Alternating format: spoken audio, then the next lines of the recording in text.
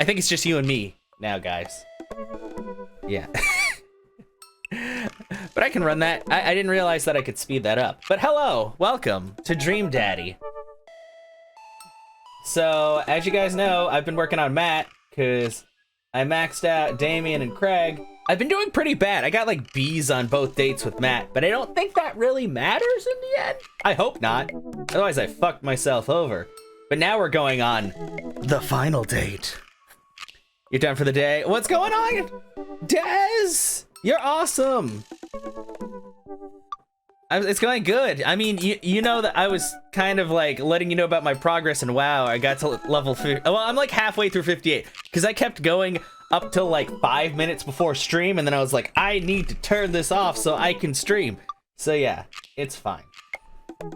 But yes, are we ready? Are we ready to delve deep into things with Matt? Hey, you know what they say about third dates? They get pretty serious. You might not have time to browse Dad Book for a while. Are you ready? Save and continue. But yeah, like I said, I have plenty of material that I could use to make another clip video, so I'm probably gonna go through stuff and start collecting. Matt and I spend a lot of time together lately. After we went for record shopping the first time, it sort of became a weekly tradition for us to scope out Vinyl Fantasy 7 for new releases. Is that what it was called? I don't even know what that store was called. That's actually a really cool, like, store name. On quieter days, I'll go to the Coffee Spoon to just hang out with him. He's been trying to get me to branch out from my usual black coffee to try new drinks, and they're always delicious. Since I've been spending so much time with Matt, Carmencita and Amanda have become really close friends. Amanda's taken Carmencita under her wing, teaching her about photography, helping her with homework, and introducing her to music that's not just boy bands, which is a good step.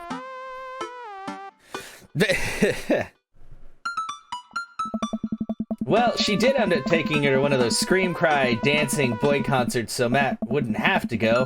A truly heroic move. I can tell that Carmencita really looks up to her a lot, so it's great that Amanda's trying to be a good mentor. The open mic night is tonight. Amanda and I busy ourselves getting ready. I try to pick out a nicer outfit than usual and pace around the room. A bunch of really cool bands are going to be playing, and I'm excited to see them. I haven't been to a show since the first time Matt and I hung out. Oh boy. It's fine, Phoenix. It's weird. Ever since Matt played piano for me that one time, I've never been able to convince him to do it again. He's told me that he also plays guitar, drums, and even the trumpet. Still won't play any of them. Someone so passionate about music, it's strange that he doesn't want to actually play it. You ready to go, Pops? I can hear Amanda in the hallway as she approaches my room. Yep. Amanda pops in her head and looks me over. She pinches the bridge of her nose. Dad, we talked about this. What? The sandals. They're older than I am. I love my sandals, Amanda! Almost as much as I love you. Vintage, some would argue. I thought you threw them out. Amanda, since when did you enroll in the Fashion Police Academy? I got kicked out because I was a loose cannon who didn't play by the rules. For example, you're not allowed to mix florals, but you totally can if you have a good eye for color. You're out of your jurisdiction, rookie. Amanda guards the door until I pick out a better outfit. Stop. Those sandals are going directly into the evidence locker. What the? It's the trash. Fine. I'll give up my sandals for now. I reluctantly walk over to the trash in the kitchen. These sandals, we've been through a lot together. I should say a few words. You know, there's that old story about the footprints of the sand. And when there was only one pair of footprints, that's when, I was wearing you. Hey! Come on, Dad, we gotta go. I've never seen the Coffee Spoon so packed. I spot familiar faces from the pup concert, all sipping on their caffeinated beverages of choice. A couple of people are setting up on stage. I don't see Matt, but I'm sure he's busy in the back. Amanda and Carmencita find each other immediately and do their secret handshake. Some complicated clapping with their hands and then a big hug. Chaos! I turn to see Hugo sitting at a table with none other than Damien. Ah, fancy seeing you two here. I am, as you know, a dedicated patron of the arts. Ah. It's a bit of a tradition between Damien and I now. Matt's open mic nights always seem to bring out the best talent in town. Sometimes. Sometimes it gets a bit odd, even for my admittedly eclectic tastes. You guys seen Matt around? Yeah, he was just helping that Pablo kid get some equipment out of his van. Whoa! Vacant Veil is playing a set? What? It's, a witch house. Damien's ears perk. What is that? I don't know. Well, it sounds delightful. Amanda says it isn't. Shame. Alright, I'm gonna go find Matt and see if he needs any help. I head to the back room of the Coffee Spoon where I find Matt going over some last-minute show details with Pablo. Ha! My dude! Pablo and I share a full-on, sincere bro hug. Glad you can make it, Chaos. Wouldn't miss it for the world, man. You guys need any help? I think we're all set, actually. Pablo, can you remind me what order people are going up in? Well, you got the handsome and unforgettable Vacant Veil opening up the set with selections from his new album, Witch Diaries. And then the third waves are all extremely attractive and could beat me up and I'd still be into it, are playing a 3-person acoustic set. We got a little bit of spoken word in there, a magic act, and then it looks like we're closing with Jonathan Jones and the Speakeasy Choir. What? No, absolutely not. I remember the ridiculous set that this band put on when they opened up for Pup. Sometimes when it's quiet, I can still hear the sound of an accordion being violently thrown against the wall, over and over. They weren't that bad. No, you don't understand. The last time they played open mic night, they lit their bassist on fire and the fire marshal had to shut us down. They also refused to pay for the drinks. Yikes. Huh? They are not playing tonight. Well, they're outside. All 17! Oh! That's too many people! Hey. Tell them that we're full. Then who's filling their spot?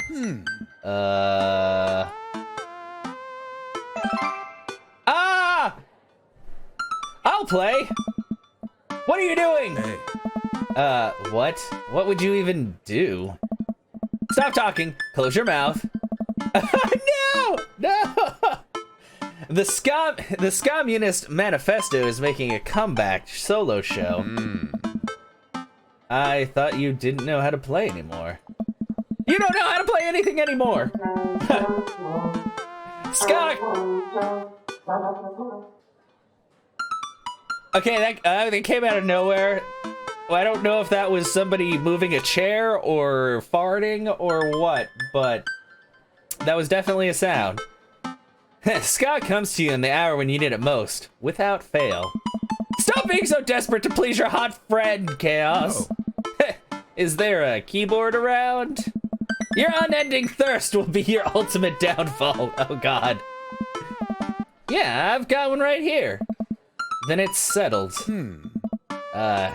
Dude, are you sure? No, I'm not! Sure, ska is generally played with staccato notes on the upbeat. Oh, man. Well, as long as nothing gets set on fire, it can't possibly be worse than Jonathan Jones and the Speakeasy Choir. Matt grabs me by the shoulders and stares into my eyes. Hey. Thank you, Chaos. I owe you big time. I settle back into my seat with Amanda and watch the show start. The house is packed now, with a few people even standing outside to watch. What have I gotten myself into? Amanda, I may have made a mistake. Dad, if you bought a brand new pair of those sandals in hopes that I would be okay with you wearing them, I swear to... I agreed to pull out my ska. Huh? No. Huh? Absolutely not. I had to help Matt. Dad, I love you, and I support you. We left ska behind for a reason. Look, it's either this, We're in the splash zone for a group of 20 musicians all crying at the same time for the sake of art. And I'm not being hyperbolic about the splash zone thing. They literally hand out ponchos. Somehow this is the preferable option. I just have to play the thing. Play what thing? You don't know how to play any instruments. Just promise me you'll still love me after this. I promise. But I may have to change my last name, and I hope you'll understand. Of course. My new last name is gonna be Fire Blast. Amanda. Or maybe Cold Steel. Matt takes the stage to a roar of applause from the crowd. He grabs the mic and addresses us all. Thank you, everyone, for coming out tonight. Matt's so nervous. And I'm so nervous. I can't stop staring at his mouth, and that makes me even more nervous. We have a jam-packed roster of amazing local talent who you might already know, or may have seen before but would like to see again. And I'm rambling now, sorry. I know, Cold Steel, Fire Blast? My daughter's got good taste in names. Matt. So, let me bring on a dear friend of mine who's making his live show debut. Please welcome to the stage. Okay, thank you. I thought they were talking to me. I'm like, oh! I don't want to go first. I want to go last. Vacant Veil. The crowd cheers again, and Pablo bounds up to the stage, beaming. He sets his 2 laptops and keyboard and launches into his set. Thank you, everyone. This one is called Witch House Never Dies, and you're next. That's quite the name. Pablo hits the crowd with a heavy, inaccessible synth bass layered under drum samples and clips from science fiction shows played in reverse. It's maybe not the right show for this, but everyone seems to be enjoying whatever this is. At the end of the song, Pablo jumps on the mic. Thank you to all the veil wearers who came out tonight. A portion of the crowd cheers. He has a fan base already? He has a name for his fan base. This is his first live show. You can buy t-shirts out of the trunk of my car after the show. Also, I'd like to thank my mom for coming out to watch me play. You're my rock, Ma. Love you, honey. Pablo plays a few more songs that are actually super fun to listen to. Wow, definitely did not see that coming. Especially after Amanda's strongly worded thoughts about the genre. Once he's done, he vacates the stage and Matt jumps back up again. Big round of applause out for our very own Pablo, who coincidentally works here. Yay, Pablo. And hey, next up are a group of young ladies who have been tearing up the East Coast with Riot Punk for 3 tiers now. Years. I meant years. 3 years. Sorry, the writing on my hand smudged because I am sweating. I shouldn't have told you all I'm sweating. I'm sorry. Wow, he seems just as visibly nervous as I feel right now. Put your hands together for the Third Waves! Buzzcut Molly from Final Fantasy VII takes the stage, followed by 2 girls with colorful hair and fishnet stockings. All of them are wearing combat boots, and all of them look mad about something? Their set is so energetic that it almost seems like a pit is gonna open up in the coffee shop. I look over to Amanda, who's clearly enjoying the hell out of this anarchic, female-fronted punk rock. Dad, can I get a lip ring? Sure, if you pay for it yourself. Aww. Come on, it's no fun if it's not an act of youthful rebellion. After the Third Wave closes out of their set, a variety of acts play to the delight of, and sometimes horror of the crowd. The magician tries to turn a cup of coffee into a cup of coins, but ends up just spilling hot coffee all over himself and dropping the coins. As each act leaves the stage, I get more and more nervous. There's so many people here. I don't know anything about how to play the piano other than it has keys, and you have to touch the keys to make sounds. Also, I almost spilled the flat white stripes in my hand because it's trembling so much. No joke, Dad. I'm rooting for you. You're gonna knock him dead. Thanks, Manda Panda. An improv comedy group takes the stage. They take suggestions from the crowd and end up doing a scene that was supposed to be about coffee, but instead turns into 5 minutes of dick jokes. Classic. I have a hard time laughing. My stomach is tying itself into knots. Not just regular knots either, like the kind of knots you get when you throw your phone charger, headphones, and laptop charger into the same bag. Out of nowhere, Matt sits down next to me. Hey, are you doing okay? I'm totally fine! I want to reassure him that I'm okay, but I just can't get the words out. I'm here. Oh. Alright, just making sure. You're gonna do great, Chaos. Matt squeezes my shoulder and jogs back up to the stage. Hey.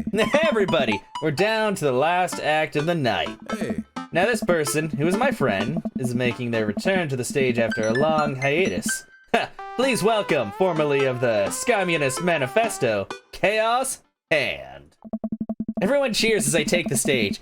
Damien and Hugo are staring at me in shock. Hey everybody, good to be here. Thanks for having me on. Great crowd. My name is Chaos, but you can call me by my stage name.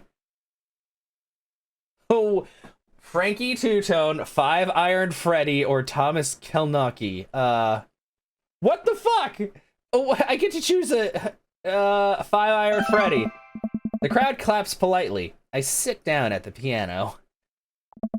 That's a lot of keys. That's so many keys. Do pianos usually have this many keys?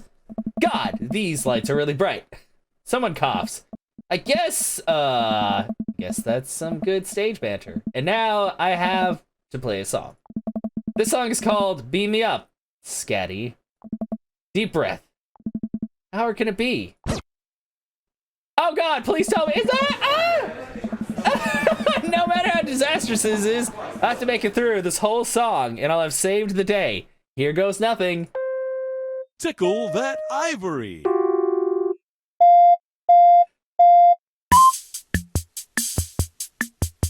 Please sing along. Pick it up, pick it up. Oh, no. What? How is this supposed to? How? Watch us fill up the room. Skanking, rude boys coming for you. Take warning. If you don't skank tonight, it'll be alarming.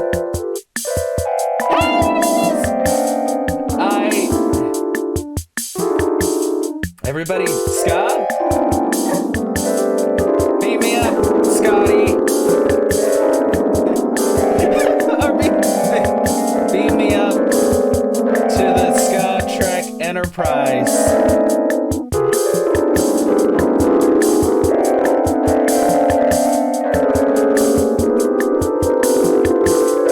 I apologize to everybody's ears right now.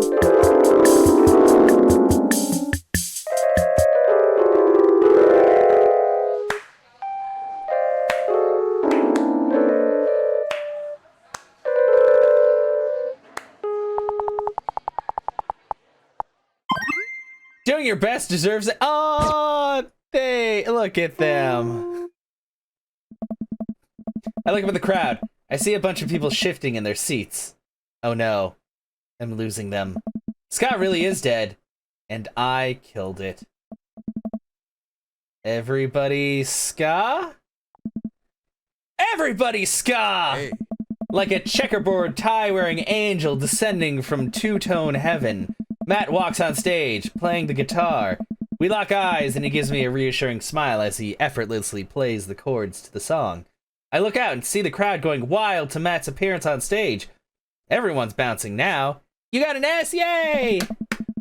It fills me with renewed energy as we jump into the chorus. Hey. Beam me up, Scotty. Beam me up, Scotty. Hey. Beam me up, Scotty, to the Ska Trek Enterprise. Matt jumps into an improvised solo that was way better than the one Darren Springstead wrote in high school. Hey. We make it to the end of the song in one piece and the crowd goes wild. I'm moist with sweat, head to toe. Ladies and gentlemen, Matt Sella. The crowd practically screams. They all start chanting Matt's name. They want to hear you play, man. Hey. Matt smiles. Hey. I think I'm ready. I excuse myself from the stage and take my seat next to Amanda as Matt cozies up to the microphone. I take back what I said about ska. That was pretty cool. I high-five Amanda and we look towards the stage. Hey. Hey, everybody. More cheers. I haven't played in front of people in a long time, but it's cool to be back. Hey. This one goes out to a good friend. Matt locks eyes with me. We both smile. Hey, yeah. Who helped me to be able to do this again. Hey. Thank you. Hey. This is an old one from Stillness the Dancin'. The entire crowd excitedly jumps to their feet. Matt closes his eyes and starts playing an upbeat, intricate melody. The crowd sways to the music. Matt looks entirely at peace with the small smile on his face as he sings. After he finishes his song, the crowd insists on an encore. He ends up playing a few more tunes to an adoring audience before thanking everyone for coming out. The moment he steps off stage, he gets mobbed by people. Everyone seems to be amazed that he's playing again. Hey.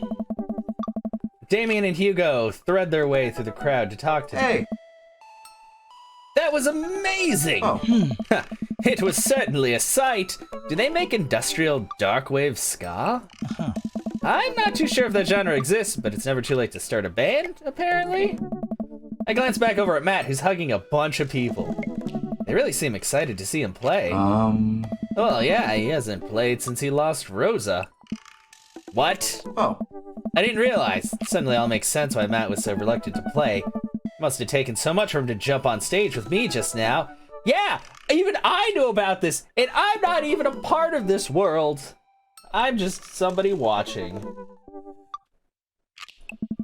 Crowd slowly filters out into the street as the show ends. I decide to stick around a little longer and see if I can talk to Matt. Hey, I'm taking Carmen Cita to get ice cream. Is it okay if she sleeps over? We're gonna paint our nails and start a punk band. Yeah, go have fun. Just please don't wake up the neighbors with any biting truths about the government or whatever. Don't worry, we'll wake them up figuratively instead. Amanda and Carmencita bump fists and head out. Spot Matt finishing up conversations with a couple stragglers on their way out of the coffee shop. Hey, Matt! Hey. Hey, dude. You have obtained more Thin Mints? Yes! You know what, Des, I have to go out and I need to buy, like, one of every type of Girl Scout cookie. How much are Girl Scout cookies per box? Are they, like, $5 a box? I can't remember. But I need to get one of each kind because when I go to Japan, I am feeding them to Ellie because she has never had Girl Scout cookies. Like 3 to 5? Okay, cool. So it shouldn't be too expensive to buy one of everything. Good! And it will be totally worth it anyway because cookies. Oh, you're at the same point? They have a caramel chocolate chip one that you haven't been able to find in stock anywhere? Ah. Is this if you're narrating for you? Aw, well, I'm glad, Panda. I do my best. Need help closing up? Hey. Oh! I'd love that. Matt and I stack the chairs and sweep the floors in silence. Romantic music! We carry the stage equipment back to Matt's van, where we see Pablo selling merch to a group of people out of his trunk. Well, I'll have to check that out, Des, because if I can find that, I will totally send you some. Because that sounds really good. Shirts of the finest quality. Every step of production from thread to stitch, overseen by yours truly. Graphic designs fit for a king.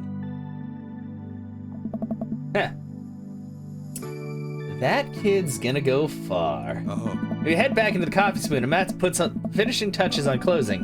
When we're all done, Matt and I lean up against the counter. Thanks for saving me from myself up there. Oh. All in all, it ended up being pretty cute. Huh?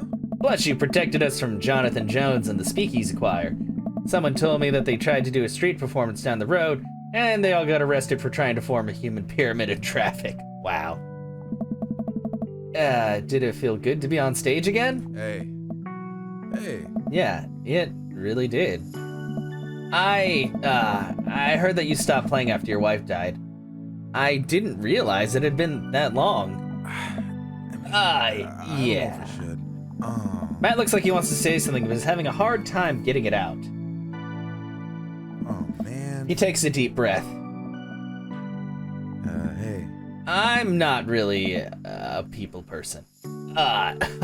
Obviously. Crowds make me nervous as hell, or as all hell, which is not exactly the best for performing live music. But when I was with Rosa, she lit up the room. I could follow her lead. After she passed, I was lost. Even touching a guitar was too much. I tried playing for people over and over, but the music would never come out, so I just gave up.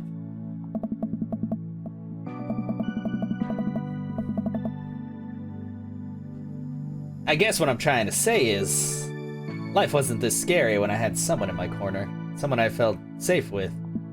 I hadn't felt like that for a long time. Until tonight. Is he talking about me? I bet he's talking about me. What changed? Hey. You. Blood rushes to my face. Yeah, I'd do the same thing. I'd be like, okay. Oh. When I saw you looking so scared on stage, it reminded me of myself. I don't want anyone else to have to feel that bad. But when I got up there and started playing for the first time in forever, I felt comfortable. I was having fun. I had spent all this time being so afraid of performing that I forgot how much I loved it. It's strength that gave me strength. Whether you were trying to or not, you got me out of my comfort zone. So, thank you. Hey. Thank you for helping me realize that I can do this. I'm glad I could help. You coming on stage, I didn't think you would stick your neck out for me like that, especially considering all of this. It really means a lot to me. What? Hey. Well, you mean a lot to me. Matt and I lock eyes. Oh, it's getting serious! He leans in and kisses me, quick and soft. He pulls away and covers his mouth. What?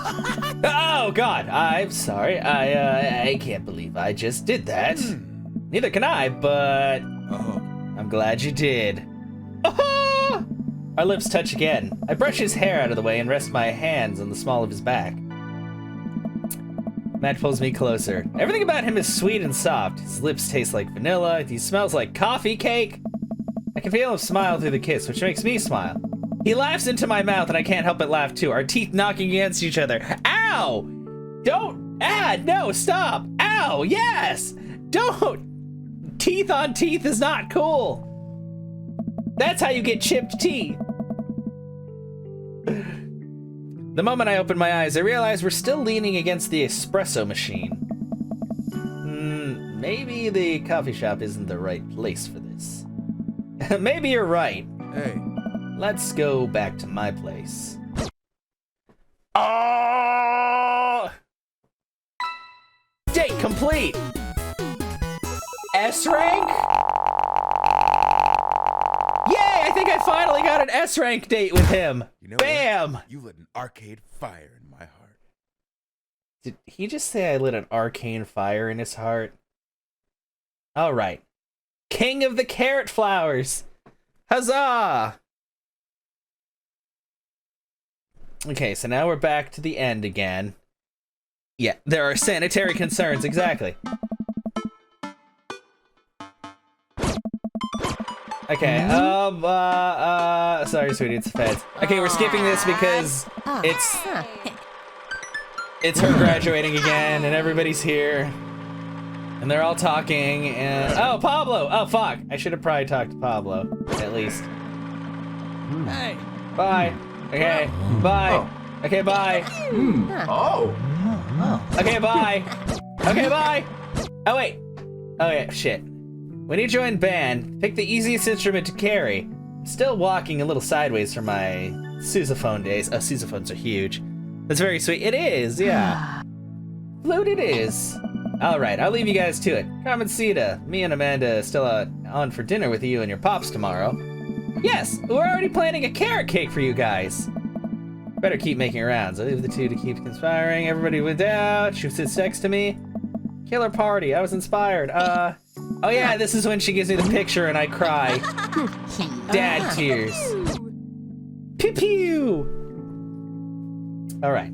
take a seat next to Matt as the last guests make their way out of the party. Hey.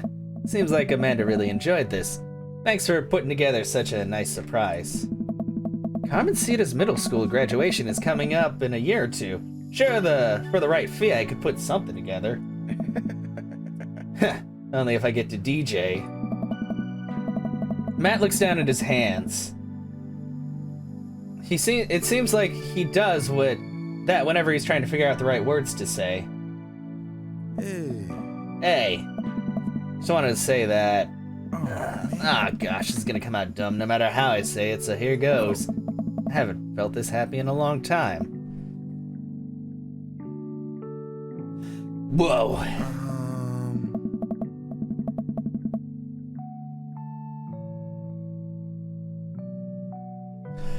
You brought out the best in me. It wasn't just because of the ska, although that was really cute. Oh. Every moment that we've gotten to spend together since we've met has been an adventure, and I hope we get to keep doing that. We make a pretty good team, you know? I mean, I'll let you handle the music playing. And the music singing. And actually, pretty much everything related to music. But I can organize a party pretty well. I'm also good at kissing, so that's a big plus. You and me both, Avatar me. Hey. Anyway, that's true. You are very nice to kiss. I slide my arm around Matt and run my fingers through his hair, giving him a small kiss on the cheek. He giggles. Hey. See, that was a good one. And hey, I've actually been working on some new stuff. Feels really great to be writing again. Oh man, Matt, that's amazing. I'd love to listen to it sometime. If you were comfortable sharing it with me. Maybe I could show you some new tunes I'm working on in the studio later. You know, I'm gonna insist that we add a horn section. Matt rests his head on my shoulder and sighs happily. You know what? I'd actually like that. I mean, it's not really cringy. It depends on person to person. Everybody has like a different way of flirting, really. I'm really bad because I just talk to people like in a specific way, and sometimes it comes off a little flirty, I guess, and I'm just like, oh, but when I actually flirt, then I'm like, I don't know, am I doing this right? I don't really know. You guys, you're a cringy person. You're not cringy. You are awesome, Kato.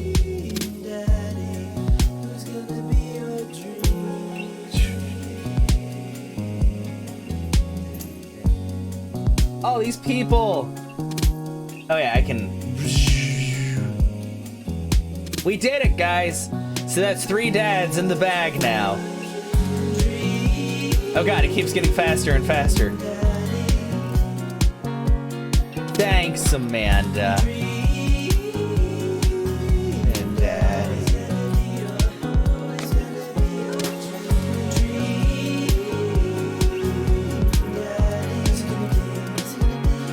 Whoa!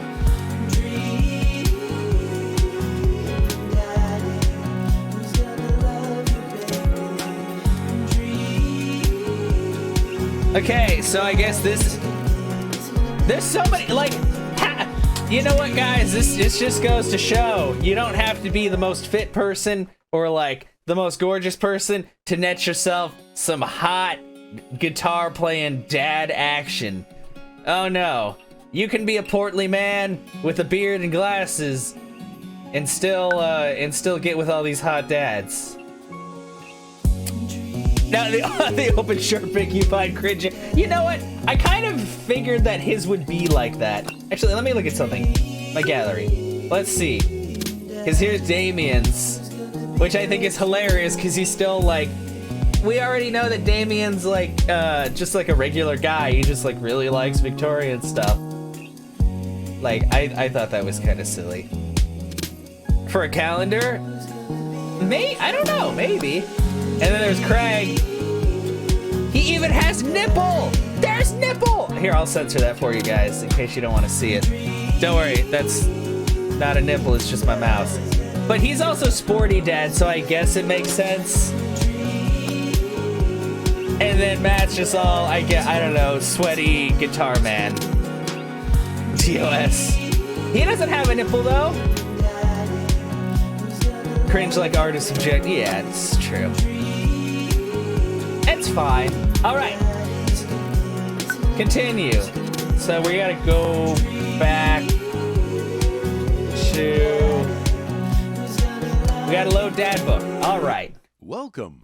You've got dads. Because this is Craig at 2 hearts, Damien at 2 hearts, Matt at 2 hearts. Well, going in the order of left to right, I guess we're going for Hugo. And then these 3 dads I'm very questionable about because he's scary.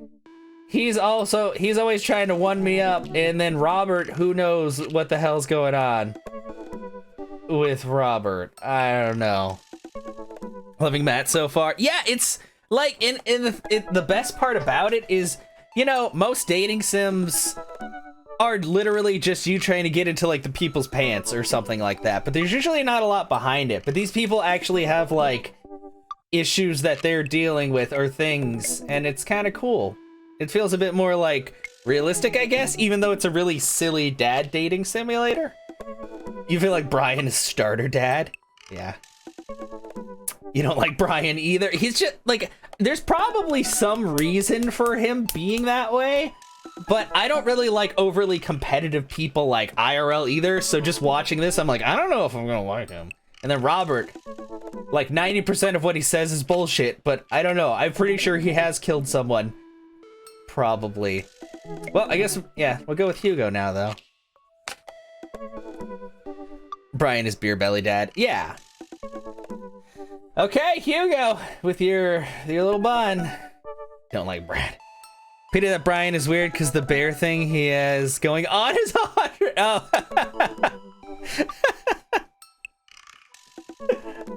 True. It's okay. Let's see what's going on with Hugo. But Robert's 2-4. Yeah, that's the thing. Like the very first day, Robert tried to get in my pants, and I was just like, whoa! I just wanted to enjoy the game, bro.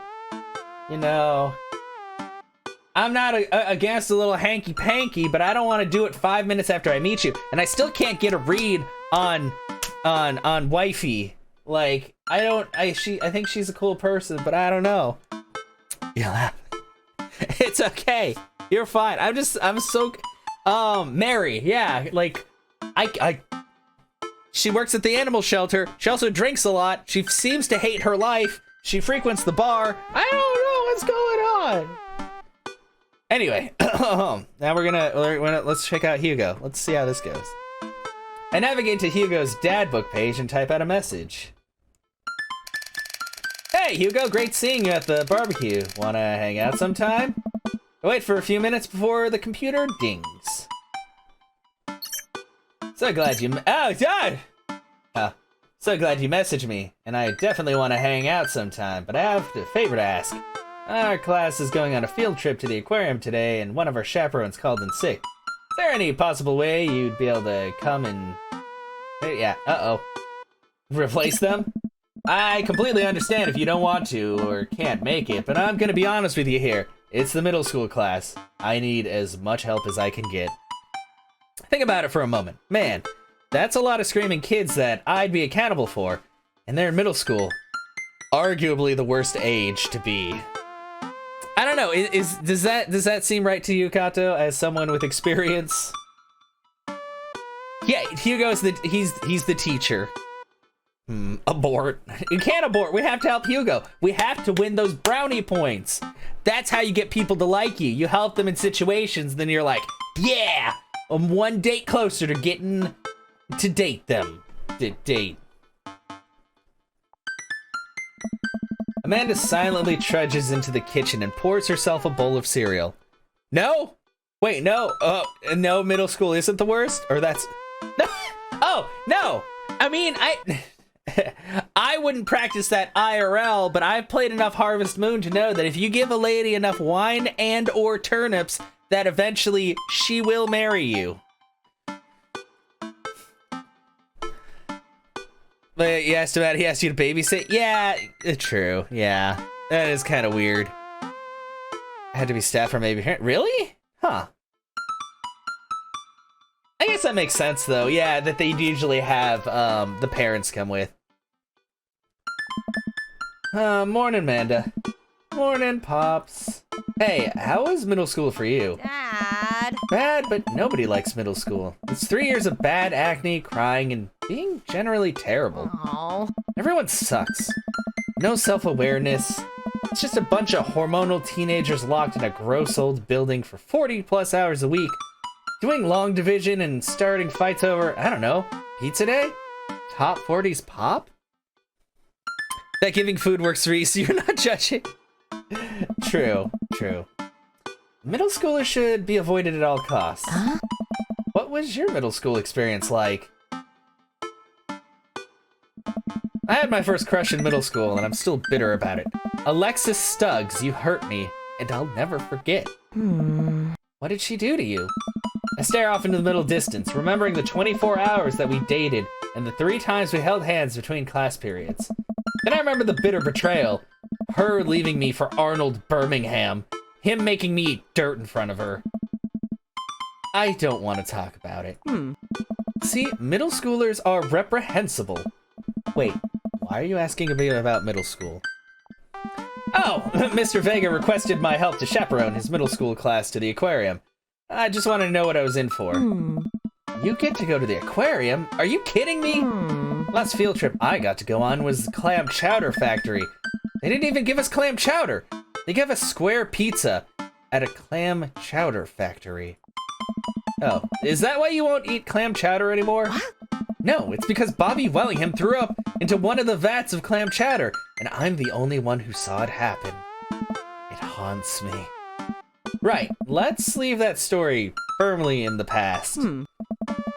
Anyway, you should just do Mr. Vega. Just do it. Mr. Vega sounds like he could really use help. Plus, you get to hang out with cool fish.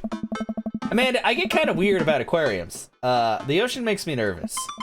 What, are you worried that a whale is gonna pop out of the touch tank and swallow you whole? Don't you put fear in my heart.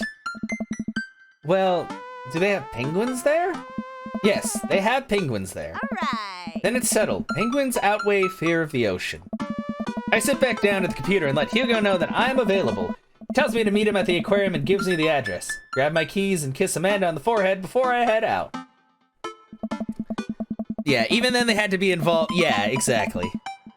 Well, Gato, if I ever make it down to where you're at, I will definitely take you out for food, and I promise you it's not as some kind of ploy. Oh yeah, that reminds me. I got my passport today. I'm not gonna open it because it has I'm not gonna like show you the insides because that is very sensitive information. But I got my passport book and I'm also getting my passport card. So that way, if I ever feel like driving south, I can totally do that. Although a lot of people are like, Mexico is not great. And I'm like, well, I still want to see stuff, so I don't know. I arrive at the aquarium to find that the school buses have beaten me there. Pre-teens huddle around their teachers in small groups, yelling at each other and goofing off. Every teacher looks like they're at their wits' end. Oh, poor teachers. Yes, I do want to do more like exploration of stuff, for sure. That's why I got both the card and the book, so. Plus, I've heard from a good friend that seeing Niagara Falls is much better from the Canadian side of the border. So, definitely want to do that sometime. New Mexico's great, screw that, people. I mean, I think it's just like the US where there are places that aren't that great, but overall, it's like, you can't judge a country based on, like, 3 horrible cities or something like that. Come over to visit Phoenix on the East Coast. I'm sorry, I forgot which direction was east for a second, because I was like, that's that way. Well, okay, it's that way because my camera's flipped. But you know, east is to the right. This is my right arm. The camera just does stuff. No, that would be bad. Why would that be bad? I like the coast. The coast has fishes. But yeah, I do eventually want to get down to Mexico. Corona showing up around there. But I love beer. Actually, I'm not a big fan of beer. But I know, I'm joking. I'm sorry. Yeah, Hugo jogs up to me, looking frazzled. He looks the same as always, so. I'm so glad you're here. Hugo! Oh no. It's been a debacle all morning. We're short-handed and most of the kids won't stop screaming, as I'm sure you know is the case with all middle schoolers. I lived through Amanda at 12. I'm all too familiar. Ah. Great. Well, you and me chaperoning a group of 10 kids. They're over here. The virusy type. Yeah, I figured. I mean, it's gonna be a thing that happens, especially, apparently there was somebody, I think it was in Houston, who literally just left quarantine, and I'm like, you can do that? I don't think you can just do that, you know? But, you know, whatever. People be dumb. Hugo walks me over to the gaggle of preteens who are all sitting on the ground, playing with their phones. They're not kicking each other like some of the other groups, so we're off to a good start. Can you guys put your phones away? All of the kids look up for a moment to stare at Hugo. They then go back to texting. At least they're quiet? Too quiet. These guys are up to something. I can feel it. There's no way. They're too busy thinking about not getting food stuck in their braces to pull any stunts. It's middle school after all. Ah. We'll see. The classes start filing into the aquarium, and Hugo hands out massive stapled packets of paper to each kid. These are due at the end of the field trip. Yes, this will be for grade. No, you can't borrow a pencil. The kids collectively groan and grab the sheets from Hugo. What's in the packet? Honestly, it's just busy work so the teachers can have a moment's reprieve. I think one of the questions asked them to sit quietly for 10 minutes to think about the Great Barrier Reef. Wow. Teacher hacks. I like that. Wait, I thought you were an English teacher. What does the aquarium have to do with books? Oh. We just did a unit on the old man and the sea. Nothing quite like introducing kids to the futile perseverance of the human spirit by making them pet stingrays. Oh. It gives us time to check out some of the exhibits as well. Come on, they have phenomenal selection of tropical fish. While the kids sit on the floor and pretend to do their assignments while they text, Hugo and I wander to a large tank filled with brightly colored fish. Hugo points to a brown and white fish with long spines. It's a lionfish. I knew it! I'm so good with fish! I knew it was a lionfish, Hugo! You can't fool these eyes, or this mind, because they didn't show up on screen. That right there is a lionfish. Did you know that their stomachs can expand up to 30 times in size? Whoa. Hey. Their spines are venomous, too. Nature is hardcore. Oh. You think that's bad? Take a look at this one over here. Hugo points to a spiny, grumpy-looking fish hanging out near the bottom of the tank. Oh. That's a stonefish. Most venomous fish in the world. And they just, like, keep it here? Oh, they're relatively harmless so long as you don't step on them. What happens if you step on them? Oh. Tissue necrosis. Cool. Nature is wild. This guy's a nerd. Nerd! Nerd alert! Look at him with his nerd glasses, his aquarium, his fish knowledge. The fish aren't even actually in the picture that he's talking about. Man, Hugo seems to know a lot about fish. Feel the overwhelming need to impress him. No! Hey, see that fish over there? That one? And the nerdy bow tie, yeah. Yeah, that's the, blue nose wiggly fin humphead wrasse. Oh. Yeah? Did you know that paranormal, psychiatric, political, what? This fish sleeps upside down, but contrary to popular belief, is not an actual vampire. That's the vampire fish. Oh. Wait, are you serious? Oh no! Oh god, which one is the right answer? Ah! I need to impress the smart man! Paranormal, yeah. Oh, which one? I'm playing it for the gag here. Yes. Hey, he liked it! He liked the gag! Okay. Ha! Good one. We lead the kids to another room. Sharks, sea turtles, eels, and other marine life swim around in a massive floor-to-ceiling aquarium. The kids begin trying to take selfies with sharks. Oh, I should have done serious. I don't know. He seemed to like the playing around. It's hard to get a good read on him. I did not so good with mat dates. Hugo leaves my side to separate two kids who started fighting over a Capri Sun. Walk around the room reading the tiny little blurbs about different fish swimming inside the enclosure. After a while, I look around to see Hugo again. He's gazing up at the aquarium in childlike wonder. The ripples in the water cast blue, moving shadows across his face. For someone surrounded by angry, hormonal preteens, he looks completely peaceful. He looks really cute in this light. I hope he doesn't notice me staring. Wow. I'll walk over to join him. Beautiful, isn't it? Wow!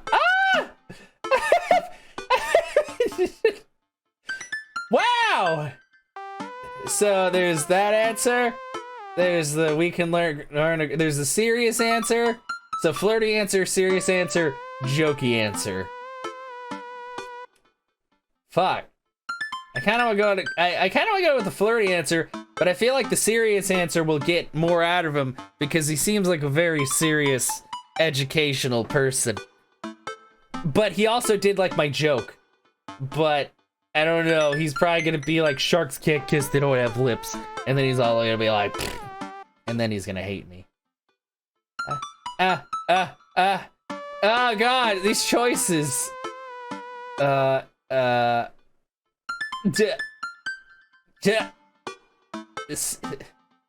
Serious? Okay, let's go with serious. Because I'm pretty sure he's gonna like this. A great many mysteries lie in the ocean. It truly is fascinating to be able to observe it in a setting such as this. Oh, we got eggplants, sweat drops, hearts, we got it all. Serious was the way to go. He's a very serious man. That's a very astute point, Chaos. We stand together for a moment, admiring the wonders of marine life. We eventually make our way to the touch tank room, which seems to be the only thing the kids are actually interested in. The tank is filled with a variety of horseshoe crabs, sea urchins, stingrays, and small fish. You know, this like every time I've gone to any aquarium ever, that was good. Yeah, that's like the best answer you can get is when you get eggplants and stuff. It's very good. When it's bad, it makes like the little like burr noise, and they have like a little black circle. Yeah, there's an aquarium in Austin. It's very small, honestly, but the touch tank looks exactly like this. Like, I feel like there's just like a blueprint for touch tanks that they use everywhere. Petted a starfish. Yeah, I like stingrays. It's weird because they're soft, but God, it's so weird to explain because they're not slimy, but they're slippery and soft. They're pleasant to touch, but it's such like a weird sensation. Big sweaty eggplants and hearts, best result. But yeah, I know Ellie told me that there's a aquarium in Japan she hasn't been to, and I'm like, we are going there because I fucking love aquariums. Oh, you didn't only like, yeah, no, there was eggplants, hearts, and sweat drops. I stand around the edges of the tank and keep a wary distance from the sea life. Who knows what kind of nefarious plans those horseshoe crabs have for my well-moisturized hands. Hugo rolls up his sleeve and sticks his hand in the water. Yeah, I feel like they're just like, this is the touch tank. This is what it is. And they just like, because it's got little rocks for stuff to climb on and everything, and then just like the area for you to touch the rays and all that, and starfish. Don't you want to pet some rays, Chaos? Oh, I think I'm good. I think I should just stay over here and admire them from a respectable distance. Come on, it'll be fun and informative. And don't make fun of me, but I'm scared to touch them. I get weird when there's no glass separating us. I don't know what any of those things are, but I get the feeling that they will probably bite me and my delicious hands if given the chance.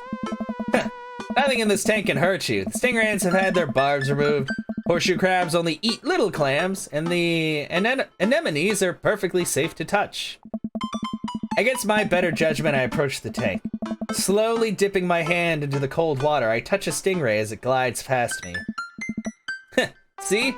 Not so bad. Little prehistoric weird creatures. I know, I love them, because, yeah, and their little backs and the way they move, and it's like, oh, God. Something that's survived this long, you know? Feels like fun, slimy leather. You know what? That's actually like a very perfect way to describe touching a stingray. Things get a lot less scary when you learn more about them, right? I dive my hand back into the touch tank with a renewed vigor for ocean life.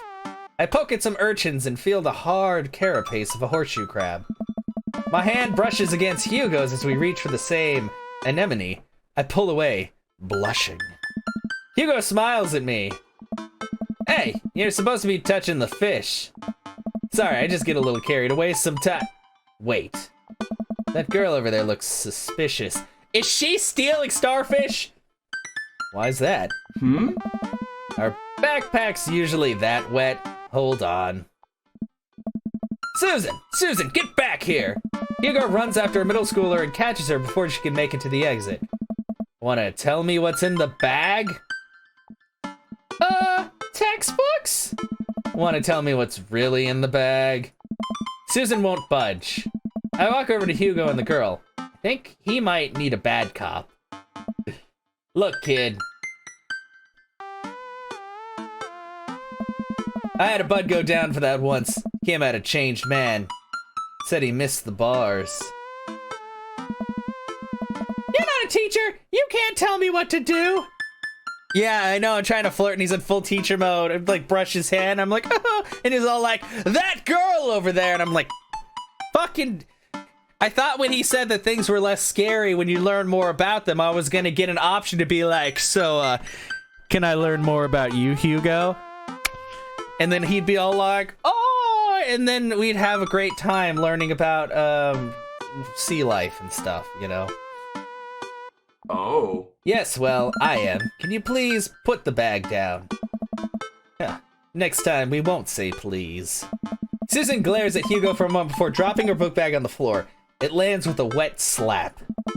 We stare at it for a moment before it starts to move. What? Hugo leans down and unzips the backpack. A horseshoe crab frantically scuttles out and across the floor. An employee swoops in, scoops it up, and places it back into the tank. He's not the type. Oh. She gives us a disapproving look. Hey, Dixies, the only thing you missed is little Susan tried to steal a horseshoe crab. Also, I touched Hugo's hand while reaching for a, anemone. Jesus, Susan, what was your plan? I was trying to free him.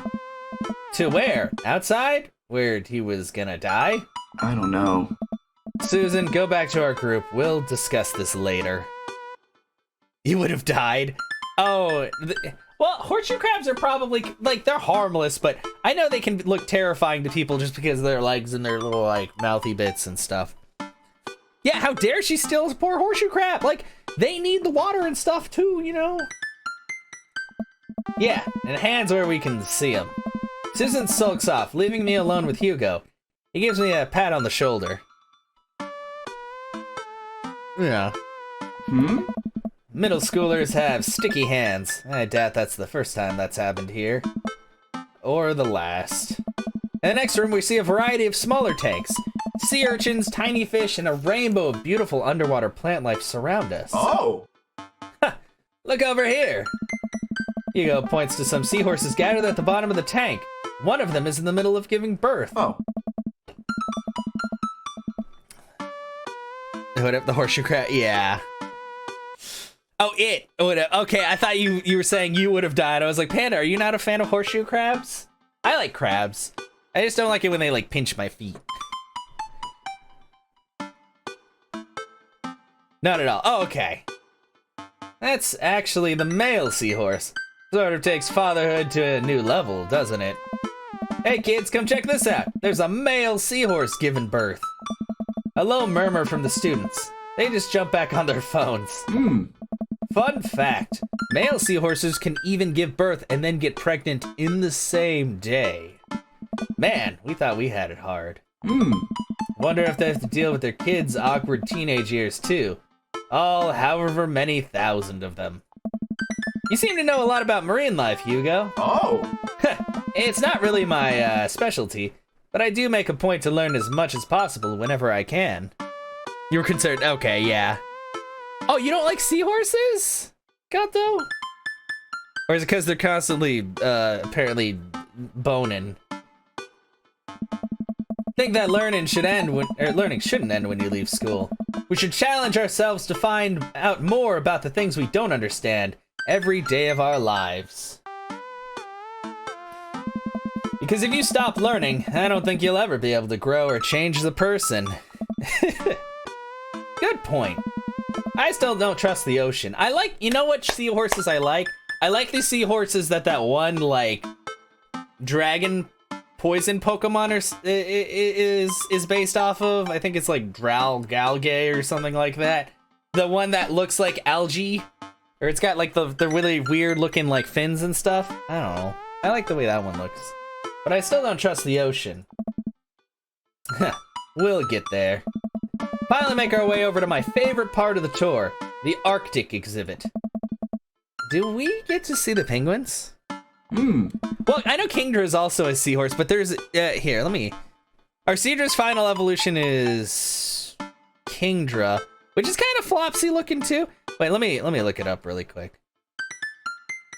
Google Chrome.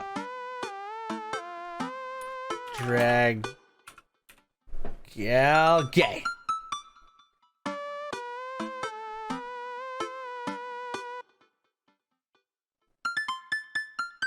Okay, this is gonna be a stupidly long link in my own chat. Is it even gonna... it's not even... It's too long! Fuck! Okay. You know, it's probably better if I just put it into Discord. Jesus, why is that so long?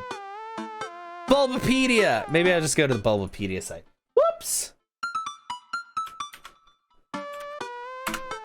That's it! Dragalge.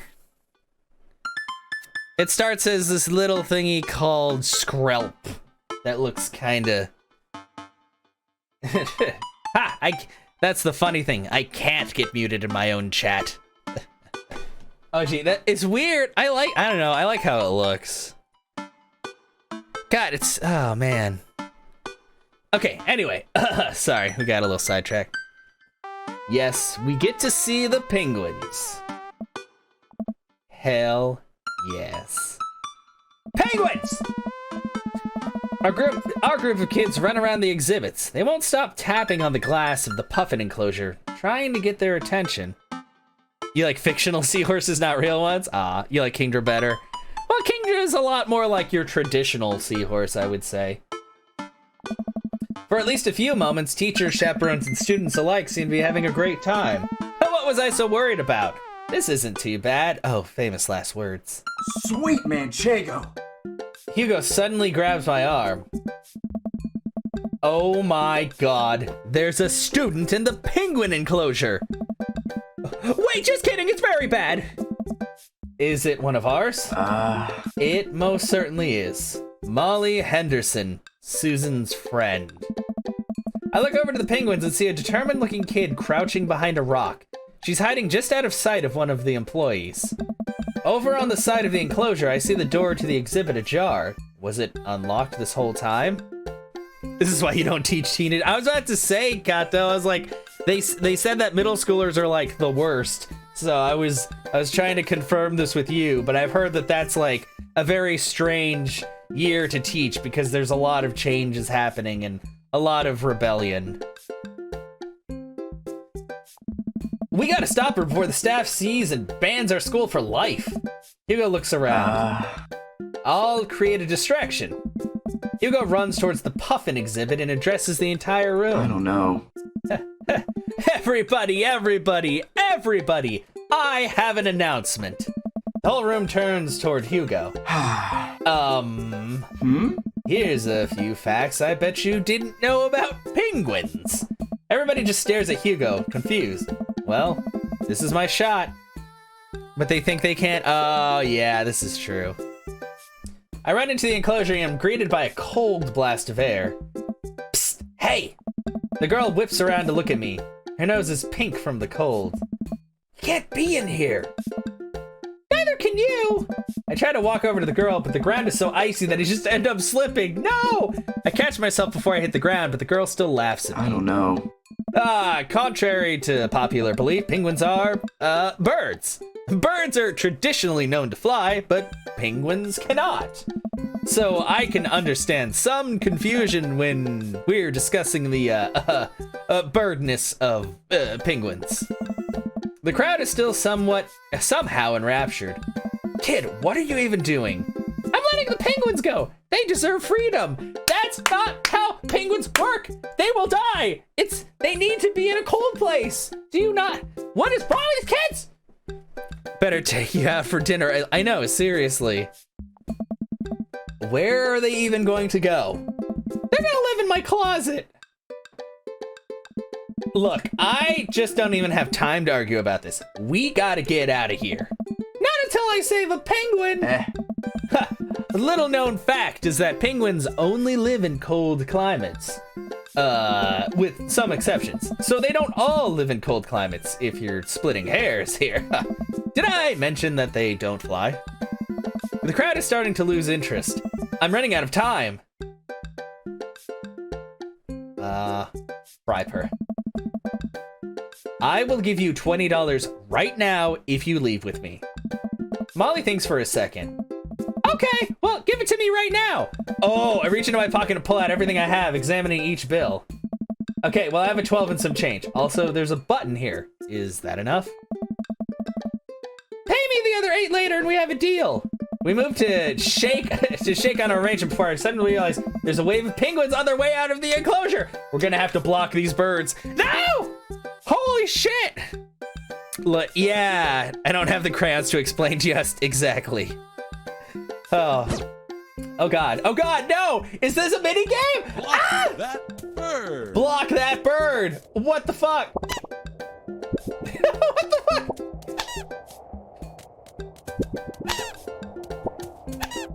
Susan, you get your ass over. Molly! Molly! Molly, get your ass over here, Molly! We have to leave, Molly! Molly! Listen to me! I'm not hitting them, I'm pushing them back with my hands. Oh God! I think I overloaded Dream Daddy with my hands. Oh God! Oh no! I noticed the game was lagging a bit, but I didn't think it. Okay, well, I broke Dream Daddy. Let's well,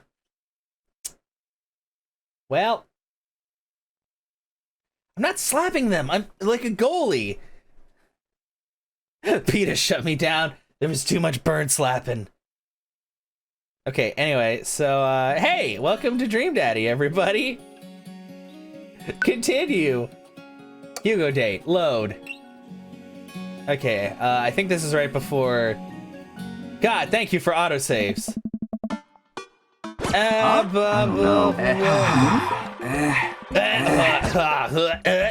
Bribe her. That worked last time. Okay, back to the game. Look at that. Bam! 10 seconds. Bird. I do love the fast forward. Hugo date, load. Yeah. Okay, so if I hit them directly, it works better. Oh God! I'm shooting my shot, but they're too heavy when they're stacked! They're too heavy when stacked! Ah! There's so many penguins! Where are they going when they're flying off? A penguin? How?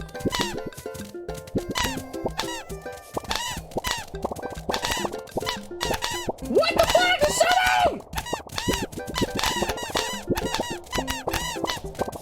How long do I have to slap these penguins? Oh my God! This game is gonna break again. Bribe that teen. Bribe that teen. I did. Ah! Oh God! Mission complete. But how? They think the bird grabbed some money. That's too he escaped! That's still an S rank! But the penguins! I did! I threw too many hands! Well done!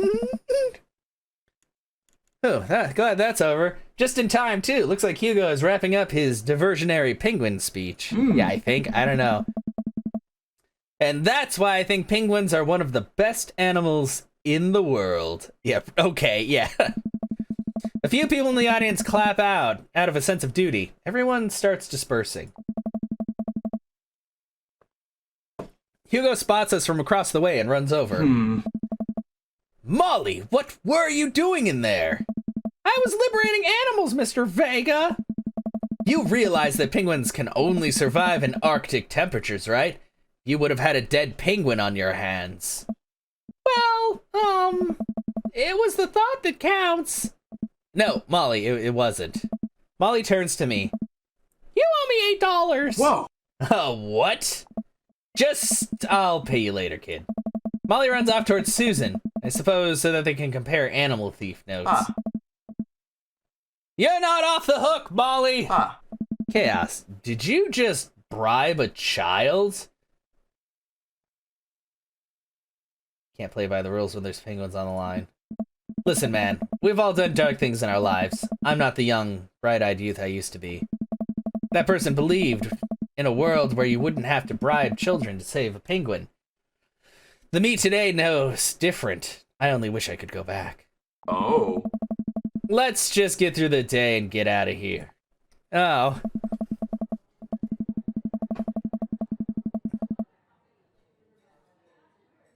Probably. Or it might be because you're following me. If you don't follow a lot of people with C names, it might just pick, like, the first one. Maybe. With the day finally coming to a close, the whole field trip is ushered through the gift shop, and we make our way back out to the school buses. As we leave the aquarium and the kids load onto the buses, Hugo pulls me aside. Oh. Hey, Chaos, thank you so much for helping out today. You're a lifesaver. It was no problem. It's actually kind of fun, except for that time I promised to give a kid $20. Hey. Let me take you out next time to make it up to you. You like cheese boards? There's nothing. Oh, he loves cheese boards! And I love cheese boards too now. Actually, I do like cheese. And I guess boards together, they're pretty cool. Yeah. Great. Well, I gotta make sure these kids don't steal anything else. See you around. I walk inside to find the house empty. Wonder where the panda's at. Before I know it, Amanda pops in through the front door.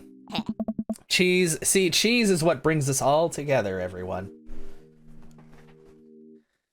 And even for those lactose intolerant, they make cheese that doesn't have lactose so you too can enjoy it.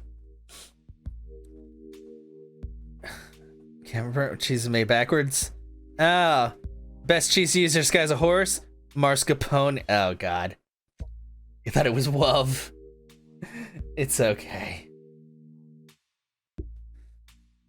What you up to tonight? Just doing some homework. How was the aquarium? It was an adventure. Some kid tried to steal a penguin. We've all been there. I had to run in and grab her before any of the employees saw. Yes. You got to go into the penguin enclosure? Did you steal a penguin for us? Amanda, no penguins were stolen thanks to the valiant efforts of myself and Mr. Vega. It was nice getting to spend some time with Hugo, though. Huh. I'm surprised he helped complete a covert op. He's usually kind of a what? Kind of a stick in the mud? Or was it marriage? Yeah. Love is what brings us together today. But yeah, it was also marriage. It's both. It took me a second to realize you were making a Princess Bride reference, and I was like, I'm on board with that. I do, like, Amanda, like, I love how they wrote Amanda. She's such a good kid. Marriage is what brings us together today. Exactly. There are good cheese puns and bad cheese puns. Between them, there's Gruyere. Oh. He's actually pretty cool. I had a good time with him, except for the time that I told him that I bribed a kid and he got kind of mad. But what could I do? The penguins were on the line. All right, too much adventure for me today. I'm gonna go rest my eyes. You mean take a nap? There's a difference. You'll learn when you become a father. But well, I mean, I guess she could become a father. Oh, mustache! Angry about weather, dad joke, confidence, mustache, fish. That was so good you gave me goosebumps. Where's the joke? But we just went to an aquarium. That is a poor joke. You should have said something like, that was so good you gave me a tuna. Actually, that doesn't make any sense, but at least it's fish related. Welcome. Asiago You getter. got dads. Wow. Asiago getter. Cheese puns! Anyway, sorry. Is it because he's bad at jokes? You know, that's true. Oh, hey, Matt. Hey, Cass, what are your feelings about poker? Beyond hardly knowing her. Ha ha ha, Matt! Poker, I hardly know her. There it is. Well, good talk. Wait, I actually like poker. I just saw the joke, and I had to take the shot. Please, Matt, I'm a dad. I'm contractually obligated. No, I get that. Anyway, we've been playing weekly poker games, and I figured I should send an invite your way. That sounds great. I love losing money. Ha, cool, dude. See you then. See you soon. Lose that money. Date that dad. Dad tip number 53. Pet every dog. Well, Kato. Yes and no. I am getting them like 2 hearts up and then I'm continuing on from the first save because you get like extra stuff that happens.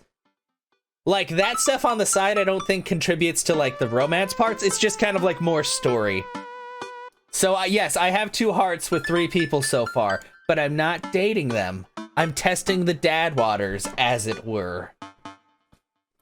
Polly, are you cheating on Matt? I'm not cheating on Matt. This is an alternate universe. Like, you know how Marvel has like 30 different universes? That's my justification for this. It's like when I do that at Harvest Moon or like Stardew Valley where you like date everybody to get their endings, but technically it's like a different save file for each of those. It's fine. When will you get your first 3 hearts? Oh, I already did that. I just got, my first 3 hearts was with Damien. But, you can't, like, new game plus, really. You just kind of stay at 2 hearts with everyone as you date everybody else. Wait. Matt invited me to a poker night at Joseph's house. Put on my going out coat and walk over. Across the way, I spot Matt, who's walking over from his own house. He's got a case of beer under his arm. Crap, should have brought something. Hey. Hey, man. Crap, I should have brought something. No worries, man. Your first time. Just bring a full wallet. How long have you guys been at this for? Years, buddy. Just a nice way to keep in touch with the guys. It's never really high stakes. We pass through the fence enclosing Joseph's backyard. Craig, Brian, and Joseph hover around the patio, drinking beer and chatting. Robert sits in the corner, brooding as usual. Ooh. Huh. Chaos, glad you can make it. Oh. Ha, so am I. I'm psyched to take all your money. Huh, just like old times. Ha, Craig's the resident shark. He'd prefer the term person who's good at poker. I'm well aware, Craig's always been suspiciously good at poker. Huh? Are you still as terrible as you were in college? I am still terrible at poker. My tell is a sustained, childlike giggle. There's no way you're as bad as Joseph. Joseph shrugs. This is basically my tithing. I'm giving back to the community. Nice. Plus, I'm happy to just sit there and eat all of Brian's snacks. Guess who brought pigs and blanket? Not Craig. Oh. Hey, my chia seed and granola energy balls are just as delicious. Everybody laughs. let's just get the game going. Oh. We all take a seat at the table and Matt starts dealing cards. First couple of rounds go by easily as I'm getting the hang of things, but it's obvious that Craig is running the show here. Craig, how did you get so good at this? I mean, it's pretty easy. You just start getting a feel for everybody's tell. Like, Matt will scratch his ear. Hey. Hey. Brian adjusts his pants when he's trying to lie. Hey, yeah. Now, wait a second. And I think you just loudly announce the whole room when you have a good hand. Yeah, yep, that's me. Oh. What's Joseph's tell? Everything. Literally everything. The man is an open book. Couldn't lie if he tried. Well, at least I have God on my side. That's great, Joseph. Oh. So you can't even say that with a straight face. Well, what about Robert? Hi, Kai, how are you doing? Yes, we're working on Daddy number 4. Wait. Because I got with Damien and Craig and that. Yeah, and right now I'm working on Hugo, the scholarly dad. Well, teacher dad. How are you doing today? Yeah. What about Robert? Honestly, man's an enigma. Robert raises his glass of whiskey to us in a solemn salute. I think he'd wipe the floor with us if he actually tried. I'm just here because I enjoy the company. Oh. Robert pulls out his phone and stares at him. Hey. Robert, is that a flip phone? Yeah. Excellent. What, are you a drug dealer now? I... Yeah, what do you need? Horse? Speed? Tijuana Johnnies? I can get you the street stuff easy, but if you're looking for something exotic or designer that's maybe 72 hours and a favor called, maybe I won't need you today, maybe I won't need you tomorrow, but someday. Oh, I think I'm good. Your husband and I actually think he looks like you with longer hair. Right. Hey. But still, if you got the coin, I got the goods. Holy fuck! It's Mr. Scoot! Oh yeah, because you did early stream today! Hello, Scoot! Hello, everybody from Scoot's channel! Welcome on in! How are you guys doing today? I'm dating dads. Welcome, Brian, Labrilla, Kai, Fatal Pierce. Scoot is your dream daddy. I mean, you're not wrong, but you know, sometimes you gotta hang out with other dads if you want to get all the achievements on Steam. Still very unsure about Robert. Aristotle, welcome. How is your stream today, Scoot? Shit, what were you doing today? Oh shit, I forget my auto shout out doesn't tell me.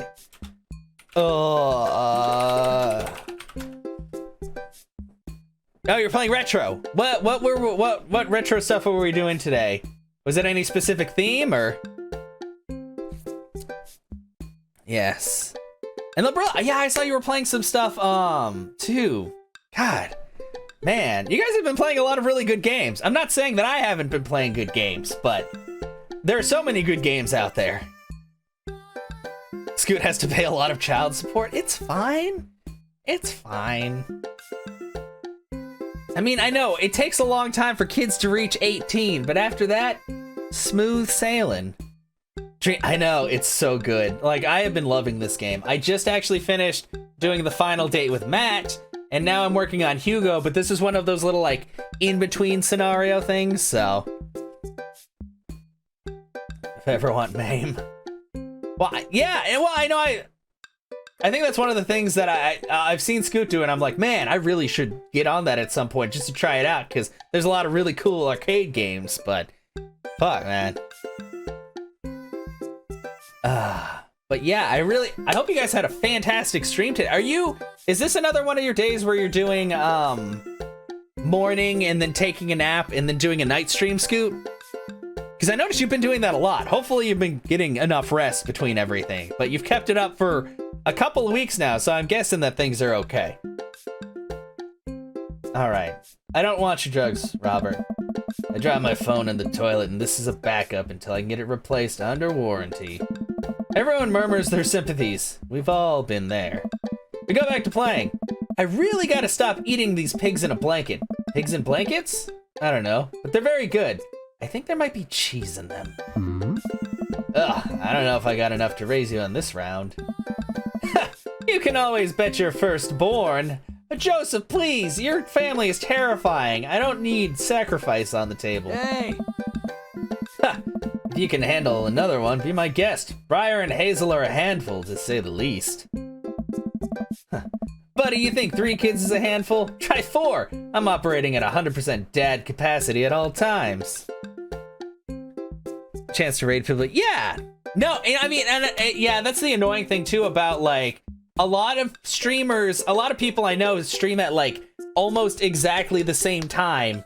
Because, I mean, honestly, it's good to stream in the evening after everybody's gotten home off of work and all that. But then when you want to raid someone, it's kind of hard to find people who are on in the middle of the night unless they're in, like, a different country or something. Which is also an interesting thing to see different people from different places. But yeah, I understand that completely.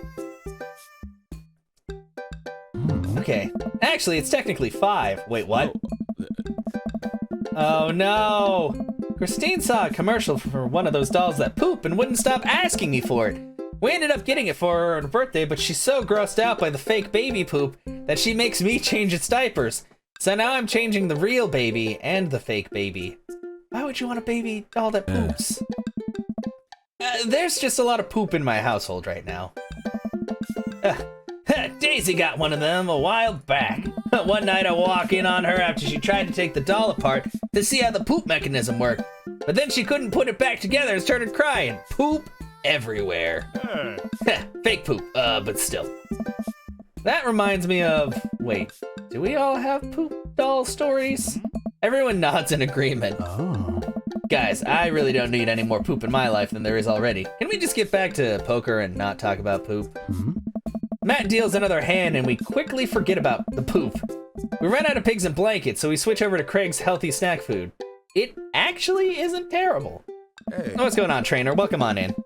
You want to talk about poop more? Well, I like the fact that at one point they went to an art exhibit and we were just like, everything's butts. It's just, art is butts. I never realized it before. Thank you so much for the follow, Tanuki Joe. It is good to have you on board here. Usually on Saturday I'd be playing like a spooky game, but I've been having a whole lot of fun with Dream Daddy, and the last spooky game I played was Silent Hill Homecoming, which made me very unhappy, so I was like, you know what, we're gonna play something that makes me happy, and Dream Daddy makes me happy. Fatherhood is kind of spooky. This is true. Fatherhood is a lot of different things. And they come out with this. Hey, what's going on, Jinkies? Welcome. These kale chips are phenomenal. We should sell these at the coffee shop. Oh. It's my own recipe. I'd be happy to give it to you guys. I can see it now. Pierce the kale chips.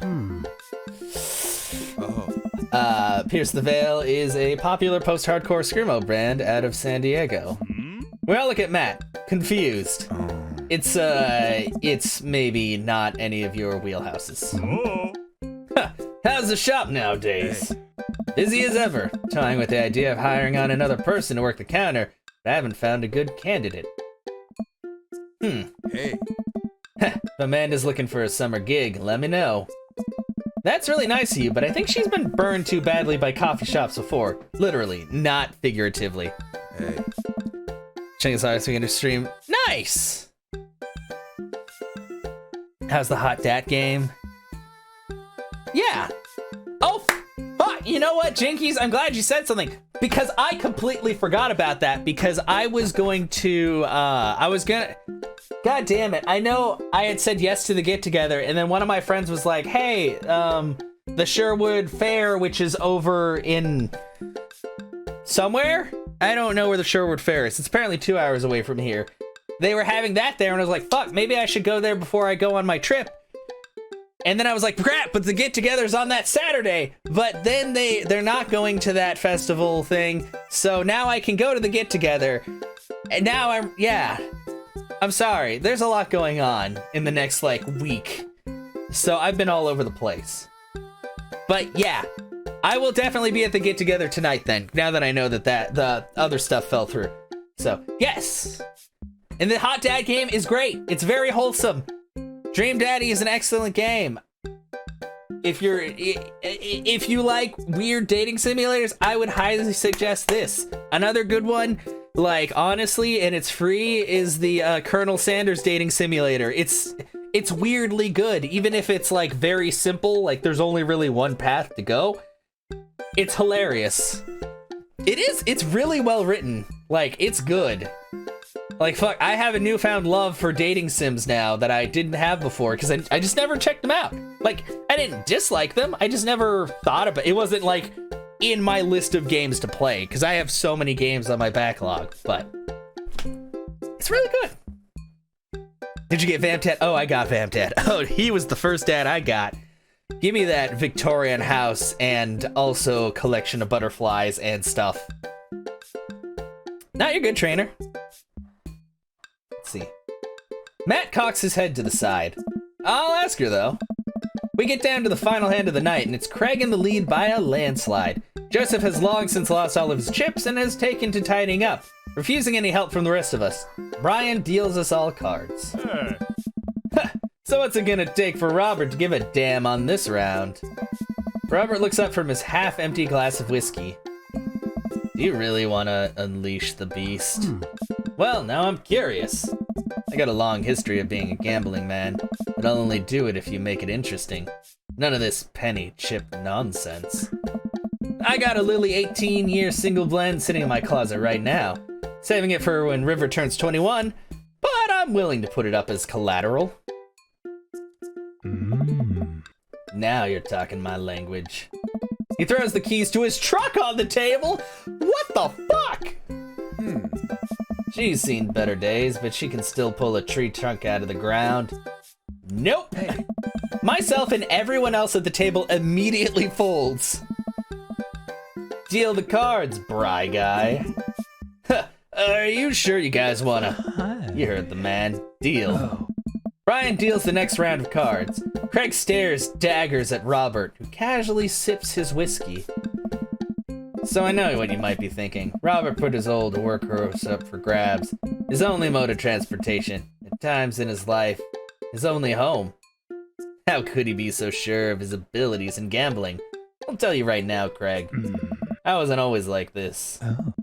I was a lot like you. Smart, talented, cocksure of my own luck. Great biceps, but it didn't last long, though. I mean, nobody knows what your biceps look because you never take off this jacket, sir. I lost everything in a game of Pai Gao in the back room of a Shenzhen tea house on what I thought was a 3-day business trip. Everything gone. Clothes, money, identification, you name it. This just got fucking serious. Oh? I woke up in a ditch near Zhaozhou Park and had to make my life new from there. It took me 3 years to beg, borrow, and steal my way back to American soil. And in those 3 years, I saw the greatest depths of human fear, loved deeper than I ever had, and I lost it all many times over. I've seen my own death, Craig. I know how I die. It's not like this. Hey. So let's make this more interesting. Hey. Robert produces the deed to his house or his jacket and tosses it on the table. Who just has their house deed? Also, hi, Burby, how are you doing? And yeah, this guy, like, it was all like, yeah, poker with friends. Now this guy's throwing his fucking house deed on the table. All I have and all I am. Are you prepared to go the distance? Craig wipes the sweat from his brow. He studies Robert's face intently, searching for any sort of tell that he can find. Robert casually sips his whiskey again. Yeah, it's been good. It's good to see you. Are you back over here, or are you still overseas? I know I asked that like every time I see you in chat and like Scoot Channel, I was just like, yes, and then I'm like, wait, is this just like a short reprieve, or are we back? Also made your back. Awesome. Well, it's good to have you back, Burby. I fold. Hey. Everyone erupts. Fine. The whiskey is yours. And that's why you don't dance with the devil. So what was it? Were you bluffing, or did you have the cards? that's for me to take to my grave, fellas. Oh. Next week, boys? Robert the car. I know, this guy's he's terrifying. Next week. Hey. You got it. Hey. I'll be there. Sure thing! This has been very relaxing, and I sincerely doubt I will wake up in a cold sweat thinking about it tonight. Keep on working on that poker face, Chaos. We'll say our goodbyes and head our separate ways. I really wonder if that was Robert's actual Welcome. fucking You've got deed. dads. God damn it. But yeah, I got with Damien first, then Craig, then Matt. I'm like working from left to right because these three I'm not so sure about. Robert is an enigma and terrifying. Joseph is also terrifying because his children are scary, and he already has a wife, so why would I get... I don't know. I don't understand what's up with Mary. I don't know if she's a hoe or not. She seems okay, but I don't know. I'm very confused. And then Brian is the one-up dad, and I don't really like that. So I don't know if I can get with one-up dad. Church one-up.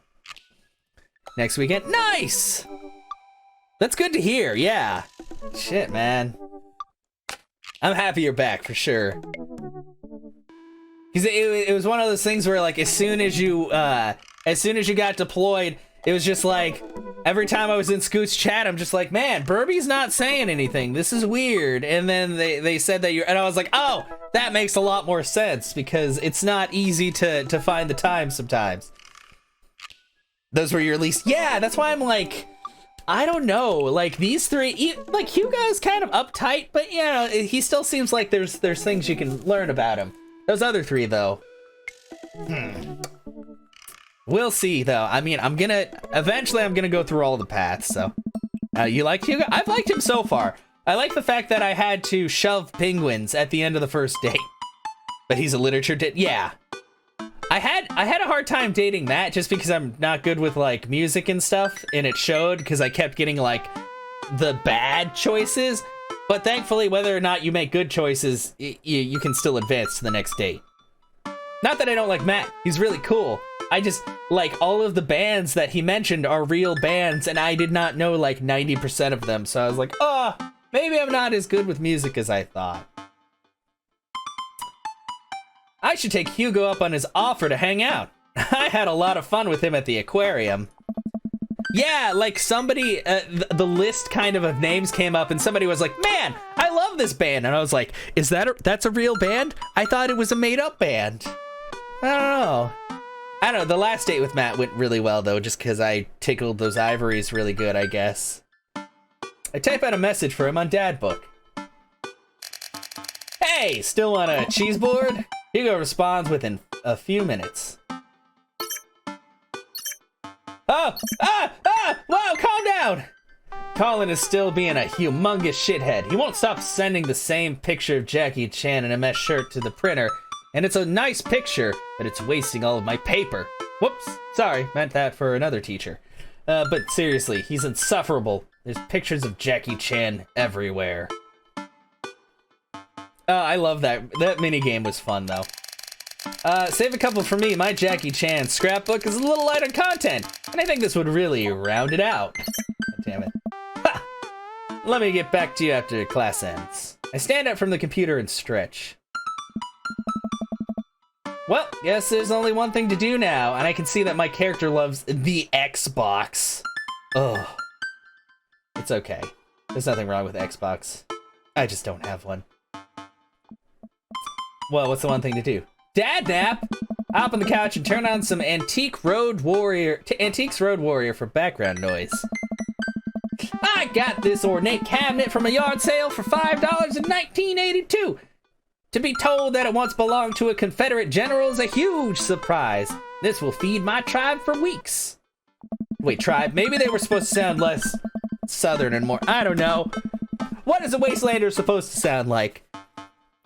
Jackie Chan is the best martial arts TV show. Oh, man. I really like the way the appraiser's voice echoes through the mouthpiece of his leather armor bondage gear. Maybe this is that ASMR thing Amanda keeps telling me about. I drift off to sleep. Oh god, I'm jolted awake by a dad book message from Hugo. You know what? I like never get woken up by computer like any messages. I am out. Dad six packs. Sadly, this game, there are no nudes in this game. Well, sadly or fortunately, depending on how much you care about dad nudity. But, yeah. So how are you doing, Dong Diggity? Hey, sorry about that. Colin's in the principal office now. Says he knows Jackie Chan personally and that Jackie won't be happy to hear this. Well, I'll get off work in a little while and I continue to be very serious about the cheese boards. Jackie Chan Adventures. I actually hadn't, well, there was a lot of shows later on that I didn't watch because I was doing other stuff. Like, a lot of that stuff came out when I was getting, like, older, I guess. And I didn't have cable because I moved out and only had internet because it was cheaper. You fumble out a reply. Yes, so am I. Exclamation mark. Hugo and I work out the details and I'm all set to meet him in a few hours. Cheese boards! Cheese boards! Cheese boards! Amanda walks in the door just as I'm about to leave. What's up, Buttercup? Huh? Just getting home from school. Where are you going? Oh, I have a meeting with the board. The board? A cheese board is what I meant. I'm getting cheese with your teacher. Will you be able to fend for yourself until dinner time? Yeah, I'll live, but only if you can talk him into going easy on me for the final. Sorry, buddy, that ball's in your court. What's in my court, you ask? Just a variety of delicious cheeses, meats, and their accompanying crackers. Maybe some olives. Little bit of fig jam. Aww. Yes, I get it. You're excited about the cheese. Sweetie, you'll get it one day. But now, I gotta go see a man about some manchego. Please leave.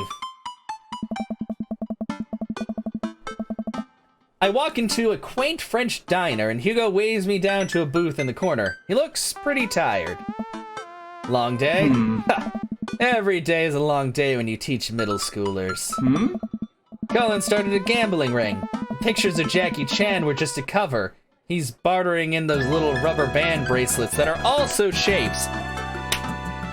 Siren, thank you so much for the follow. Welcome. How are you doing today? Yeah, we're back with Hugo. Don't worry. We're about to cheese it up. Look at this. You see them cheese and grapes in the corner? That's adulthood right there. Except sometimes the grapes are those ones that are really squishy and you don't want to eat them because nobody wants to eat squishy grapes. You want the nice, like, firm grapes. That's where it's at. Yeah, that's fine. Not bad. I'm glad to hear it. It's been good. I'm currently dating dads. And it's been a fairly productive day. I got my passport finally. I ate some food.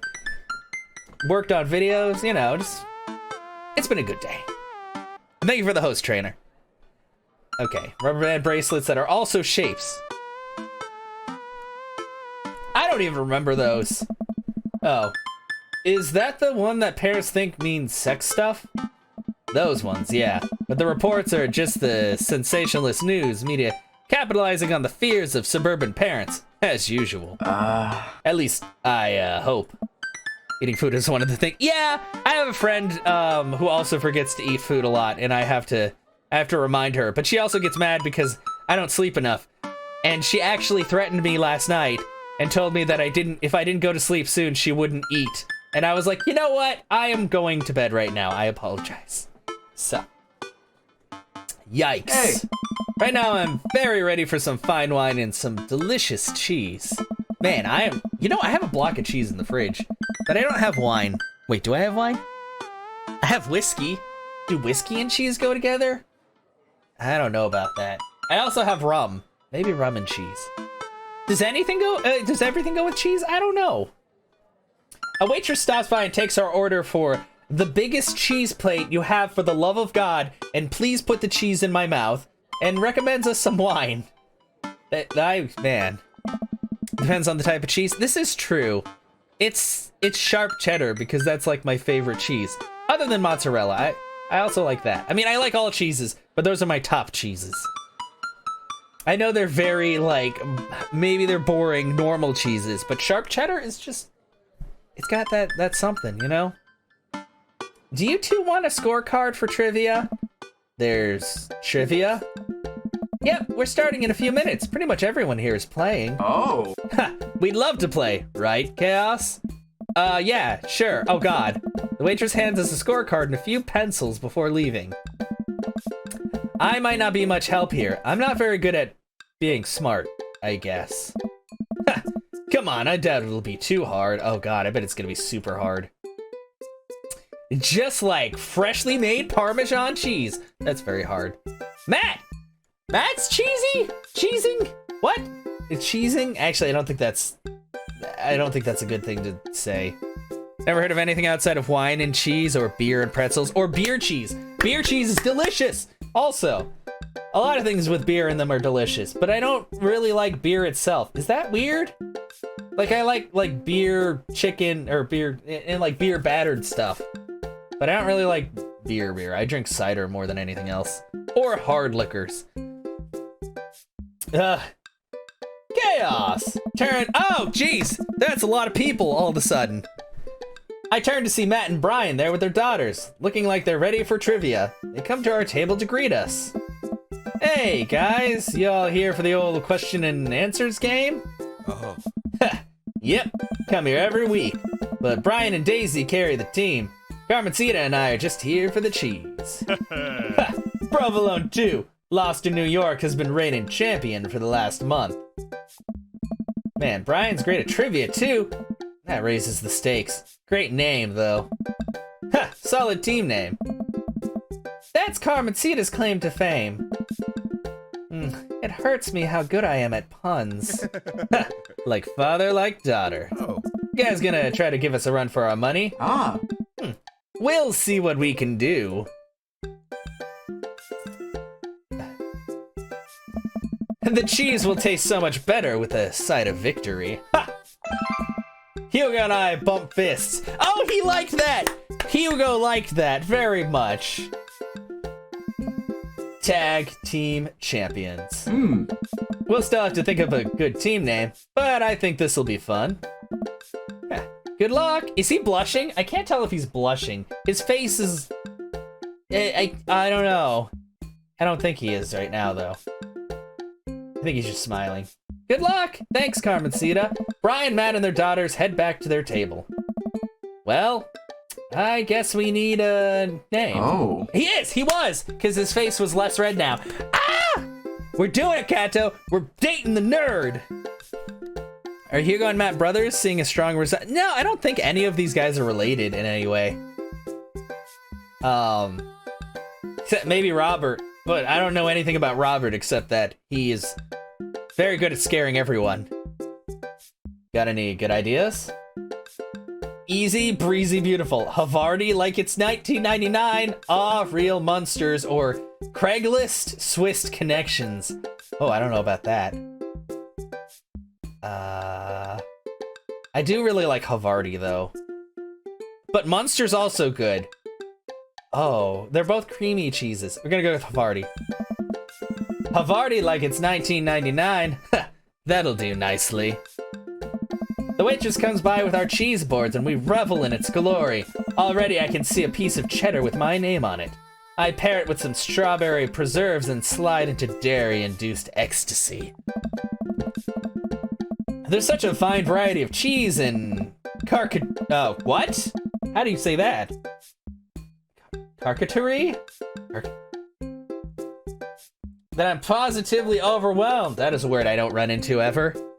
You like the nerd for, fancy date. A quick dip into the seasoned nuts. A slice of charcuterie? Okay. Man, fancy words are fancy. Yes. A slice of savory yet salty Gouda. Or perhaps a focaccia crisp, topped with honey and goat cheese. Charmander? I mean, oh man. I don't know if I like food that has like Pokemon in the name. Because it's like, are there Pokemon in it? Or was it prepared with the help of that Pokemon? Huh. I do know what focaccia is because my mom used to use like focaccia bread mix as a pizza crust because I like pan pizza crust, and that stuff is delicious. I need to find that stuff actually because I made a pizza the other day, but I used like thin crust, and I ended up just kind of like burning the shit out of it because I was like, there's a lot of toppings, so I'll put it in for like 30 minutes. That crust was very dark, but it was edible. It was just a little too dark for my taste. And honestly, I don't know. Like, I like thin crust, but only if it's like from a pizza place, because it seems really hard to make your own like thin crust. I'm so happy. Man, I'd be happy to eat cheese right now. Hugo raises his glass at me. Cheers to cheese. Hey! A middle-aged man in a backwards baseball cap, sunglasses, and cargo shorts jogs out of the back with the frenetic energy of a radio DJ. Hey, you know, that is all stuff that I would wear. Except for maybe the hat and glasses. Everybody ready for some trivia? The restaurant cheers! Oh man, looks like everybody's really into this. That's what I like to hear. Did the crust crumble away? No, it was like a thicker crust. Like it wasn't like maybe there's different types of focaccia, but this was like an actual like bread. Like a pretty thick crust. Yeah, that's what I like to hear. For those of you that don't know me, I'm Quizmaster Quinn. My actual name's Richard. I just like alliteration. Thanks for explaining that. More cheers. I see some of you brought your children here tonight. That's cool. My children won't speak to me. Wow, that's so sad, his face. Oh no, Richard. Oh no, that's sad. I think that's the wrong energy to bring to this. Oh, awkward. Oh man. That's the I'm just joking around. Classic Quizmaster Quinn humor. It's actually my wife that won't speak to me. She doesn't want kids. Oh, there's a lot happening here that I'm sorry, sir. Let's get into some questions. The first category is literature. Oh, excellent. You know who loved literature? My dead father. I looked up to him so much. My God, this guy is not a very good quizmaster. He is bringing down the energy a lot. Hey! More jokes! Classic Quizmaster quiz. I just tried to keep it light here, folks. Just like I thought my wife was the light of my life. Hugo, you got this literature stuff, right? Yeah, this guy is awful. Every other sentence makes me sad. I'm not supposed to feel this sad while I'm eating cheese. This is a travesty. Hey, Does Frank Kafka have an irrational fear of one day waking up as a large, grotesque, insect-like creature? Yes. This is the continent that encompasses the realm of Gondor, Rohan, Mordor, and Lothlorien. Other notable sites include Isengard, the Mirkwood, and Rivendell. What is the elvish name for this continent? Oh fuck. Fuck! I actually don't know this because it's been too long since I've like watched and or read Lord of the Rings, but I know it's Lord of the Rings. Is it Arundel? I thought it was Arundel. Maybe that's a different thing that I'm thinking of. Wrong answer. That's wrong! That was the wrong answer. I think it was Endor. Fuck! Oh, I can't redo the state though. I just suck. I'm sorry, everybody. My knowledge is terrible. Who was the writer that created Tarzan and John Carter of Mars? Oh, that's, wait. Was it Edgar Rice Burroughs for Tarzan? That name sounds really familiar. Because Tarzan wasn't made by Disney. It was actually like a long-standing novel series. Fuck! Oh god, I've never heard of E. Doc Smith. Correct. Oh, I got it. It is Edgar Rice Burroughs. I feel a little smarter now. Middle Earth, or it's Endor. Okay. Book of Lost Tales and Great Lands are the names used for the habitable parts of Arda after the final ruin of Beleriand, east across from Belegar from Aman. That's a lot of words. Okay, well, now I know. The more you know. Arda's the whole thing. Ah, okay.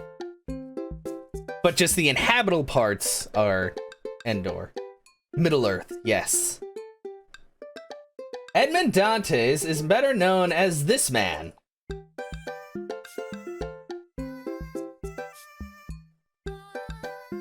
What? What? Who? Wait, is this the Count of Monte Cristo? It's 2?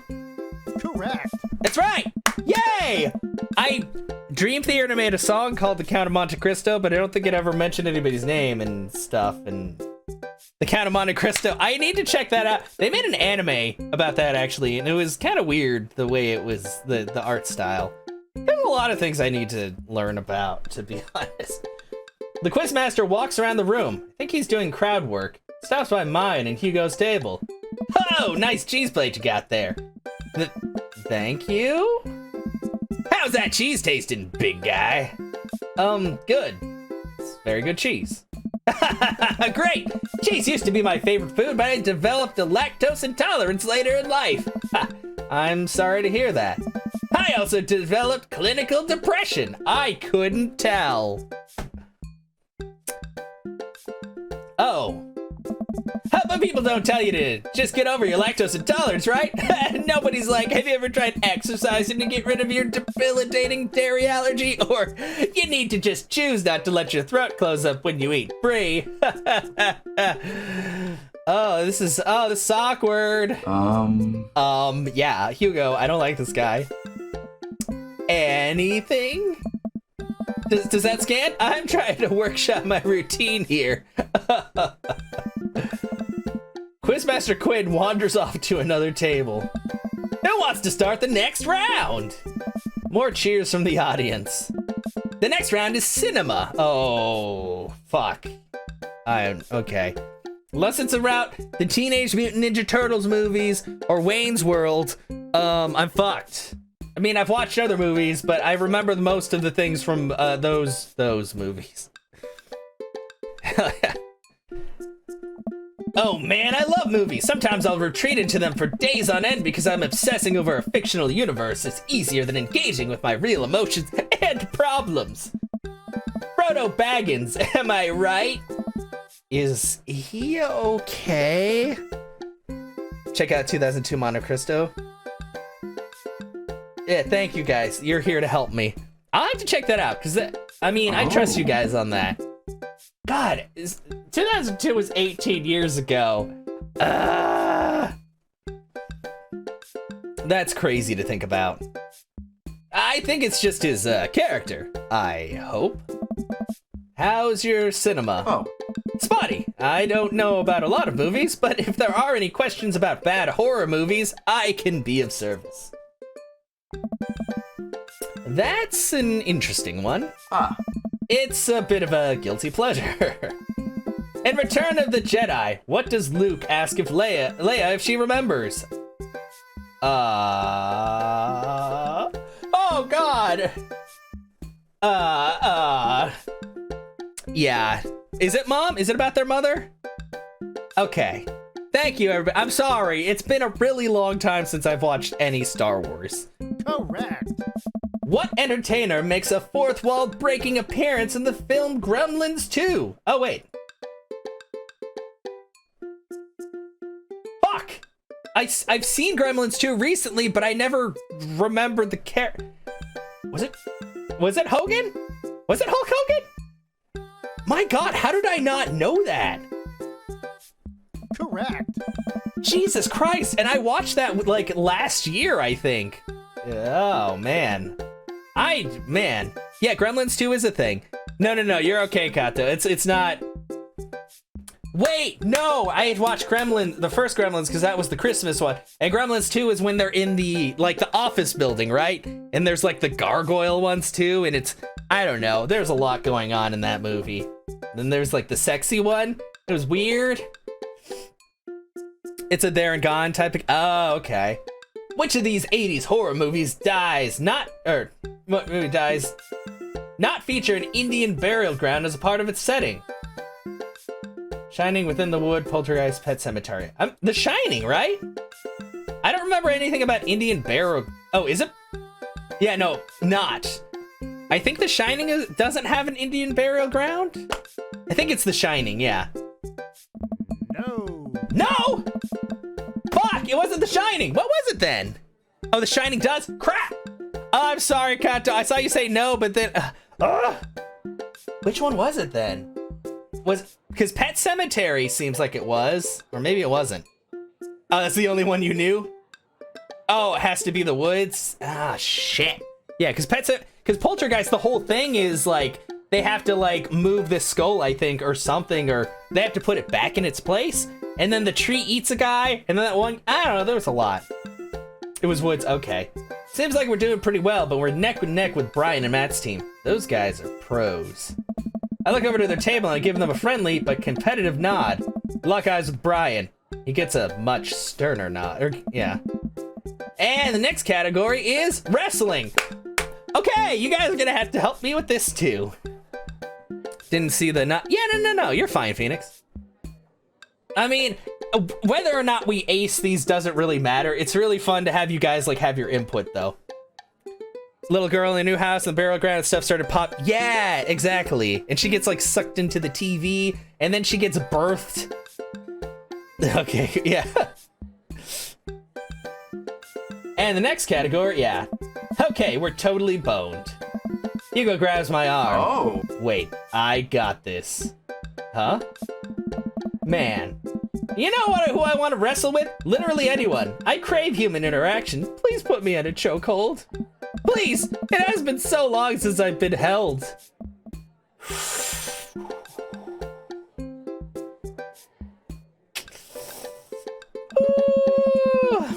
I can only process my emotions by making jokes out of them.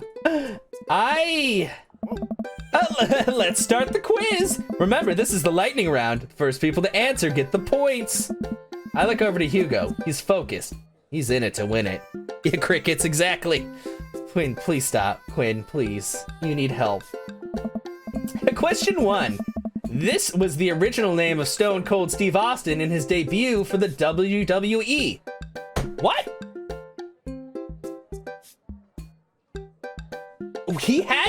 He wasn't Stone Cold Steve Austin in the beginning? What the fuck was he? Did he even exist before then? Ah. Hugo's, oh, never mind. Okay, maybe Hugo actually has this. Hugo's hand shoots up. Yes, the enthusiastic one over there. As the ringmaster? What? Well, now I'm learning something from this game. That was, what? Yeah. Is that right? Steve Austin debuted as the ringmaster. Ah. That is correct. Points to Havarti like it's 1999. Next question. Yeah, I don't even know who you're talking about. Stone Cold Steve Austin is pretty famous for being a wrestler that would like always be drinking beer, like always, or pouring it on himself, or just generally being angry. I mean, I guess that's a lot of wrestlers with the generally being angry, but less with them just constantly being covered in beer or drinking beer. Next question. This city was the location of the first ever WrestleMania. Oh. Hugo's hand shoots up again. Yes, the one who looks like he has known the answer for his entire life. The first WrestleMania was held in New York, New York, at the Madison Square Garden in 1985. You know, I guess that makes sense because a lot of things happen there. That's like a pretty fucking famous place. Correct. Another correct answer for Havarti like it's 1999. Hugo's destroying these questions. He's so passionate about this. Never seen him act like this before. It's honestly kinda hot. He knows his wrestling. That gets me going. Weird hobby for Hugo. Yeah. What if his name isn't actually Hugo and it's something like really like super nerdy, but there was like a famous wrestler he liked with the name Hugo? Are there famous wrestlers with the name Hugo? I don't really know, but you know, who knows? Oh, a tough one. This title match went down in history as the shortest match at WrestleMania to date. Hugo jumps up, more excited than I've ever seen him. Yes. Chavo versus Kane! Kane. I'm sorry, I was trying to yell and Chavo versus Kane, really? Incorrect. Oh, sorry, Bucko, but that is incorrect. The answer is actually Daniel Bryan versus Sheamus at WrestleMania 28. I'm not angry. I'm No. just disappointed. I like how it says that. I'm not angry, I'm just disappointed. We're like, you go marry him. No, that's absolutely wrong. The real record is Chavo Guerrero versus Kane, WrestleMania 24, March 30th, 2008. Kane took down Chavo with one chokeslam and pinned him for the 3 count. I will not stand for this travesty. The wrestler in Street Fighter 3 is a reference to Andre the Giant. Oh, yeah. Hey, man, I'm just reading from the card here. I don't actually write these. Well, you're still wrong. Oh, what are you, my ex-wife? Oh, sad. The crowd erupts in laughter. Hugo blushes. He retreats back into his chair. Oh. Fine. Wow, Hugo seemed really fired up about that. Where did he get this encyclopedic knowledge of wrestling? How do you know so much about wrestling? Oh, you know, you just pick stuff up. This is by Game Grumps. Yeah, which is kind of funny. That sounds suspect, but it seems like he doesn't want to talk about it. I turn my attention back to the Quizmaster. All right. Looks like we're down to the final category, and it's a close one between Provolone 2, Lost in New York. Brian and Matt high five. And Havarti like it's 1999. Hugo and I high five. We look over to Brian and Matt, Carmencita and Daisy, all playfully give us thumbs down and stick their tongues out. I eat a big chunk of cheddar without breaking eye contact to show them just how serious I am. The final category is cool animals. Animals, huh? I never could take care of another living thing. Hell, I could barely take care of myself. I'm falling apart. Anyway, here's the questions. The Canary Islands were named after what kind of animal? I mean, I want to assume birds, but that sounds like it's too fucking easy. Is it bad that because I know a canary is a bird, but oh god, it seems like a trick question. Hey Google, why are the Canary Islands called the Canary Islands?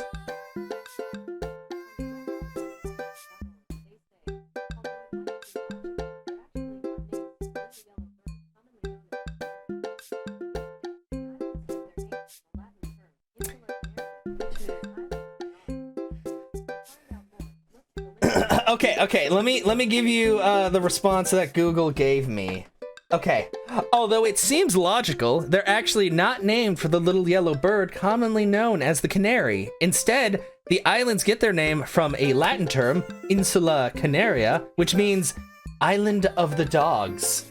The ancient Romans who first visited the islands gave them this name. Riku, thank you so much for the host. How are you doing today? It's dogs, because Latin. That's right. What is the last animal that appears in the dictionary? Zebra, zebu, zivia, zonkey? Oh yeah, because it's a zebra and a donkey. El Consejo de las Canarias. Huh. Okay. What the? Is that a real thing? Ziv, a weevil?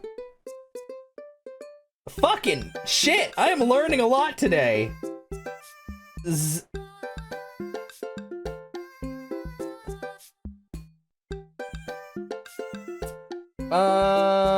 it? No. I don't see anything about weevils. I feel like that's a lie. Google says Ziziva? What? Is it? It is a weevil! It's an insect! And it would make sense. Correct. That's real! It's a fucking thing! Okay, guys, there's a weevil called the Ziziva. Ziziva is a genus of tropical American weevils, often in association with palms, like the trees. It is a snouted beetle. Ziziva is the last word in many English language dictionaries. The yellowfish weevil is no longer an... Oh, no longer than an ant. I was like, no longer an ant. I know! This is hard! What mammal has the thickest concentration of fur in nature? Wouldn't it be the... I feel like it would be the polar bear because they've got like... Well, maybe they're... Fuck! Is it the beaver? Hey Google. What animal has the thickest concentration of fur? Sea otters!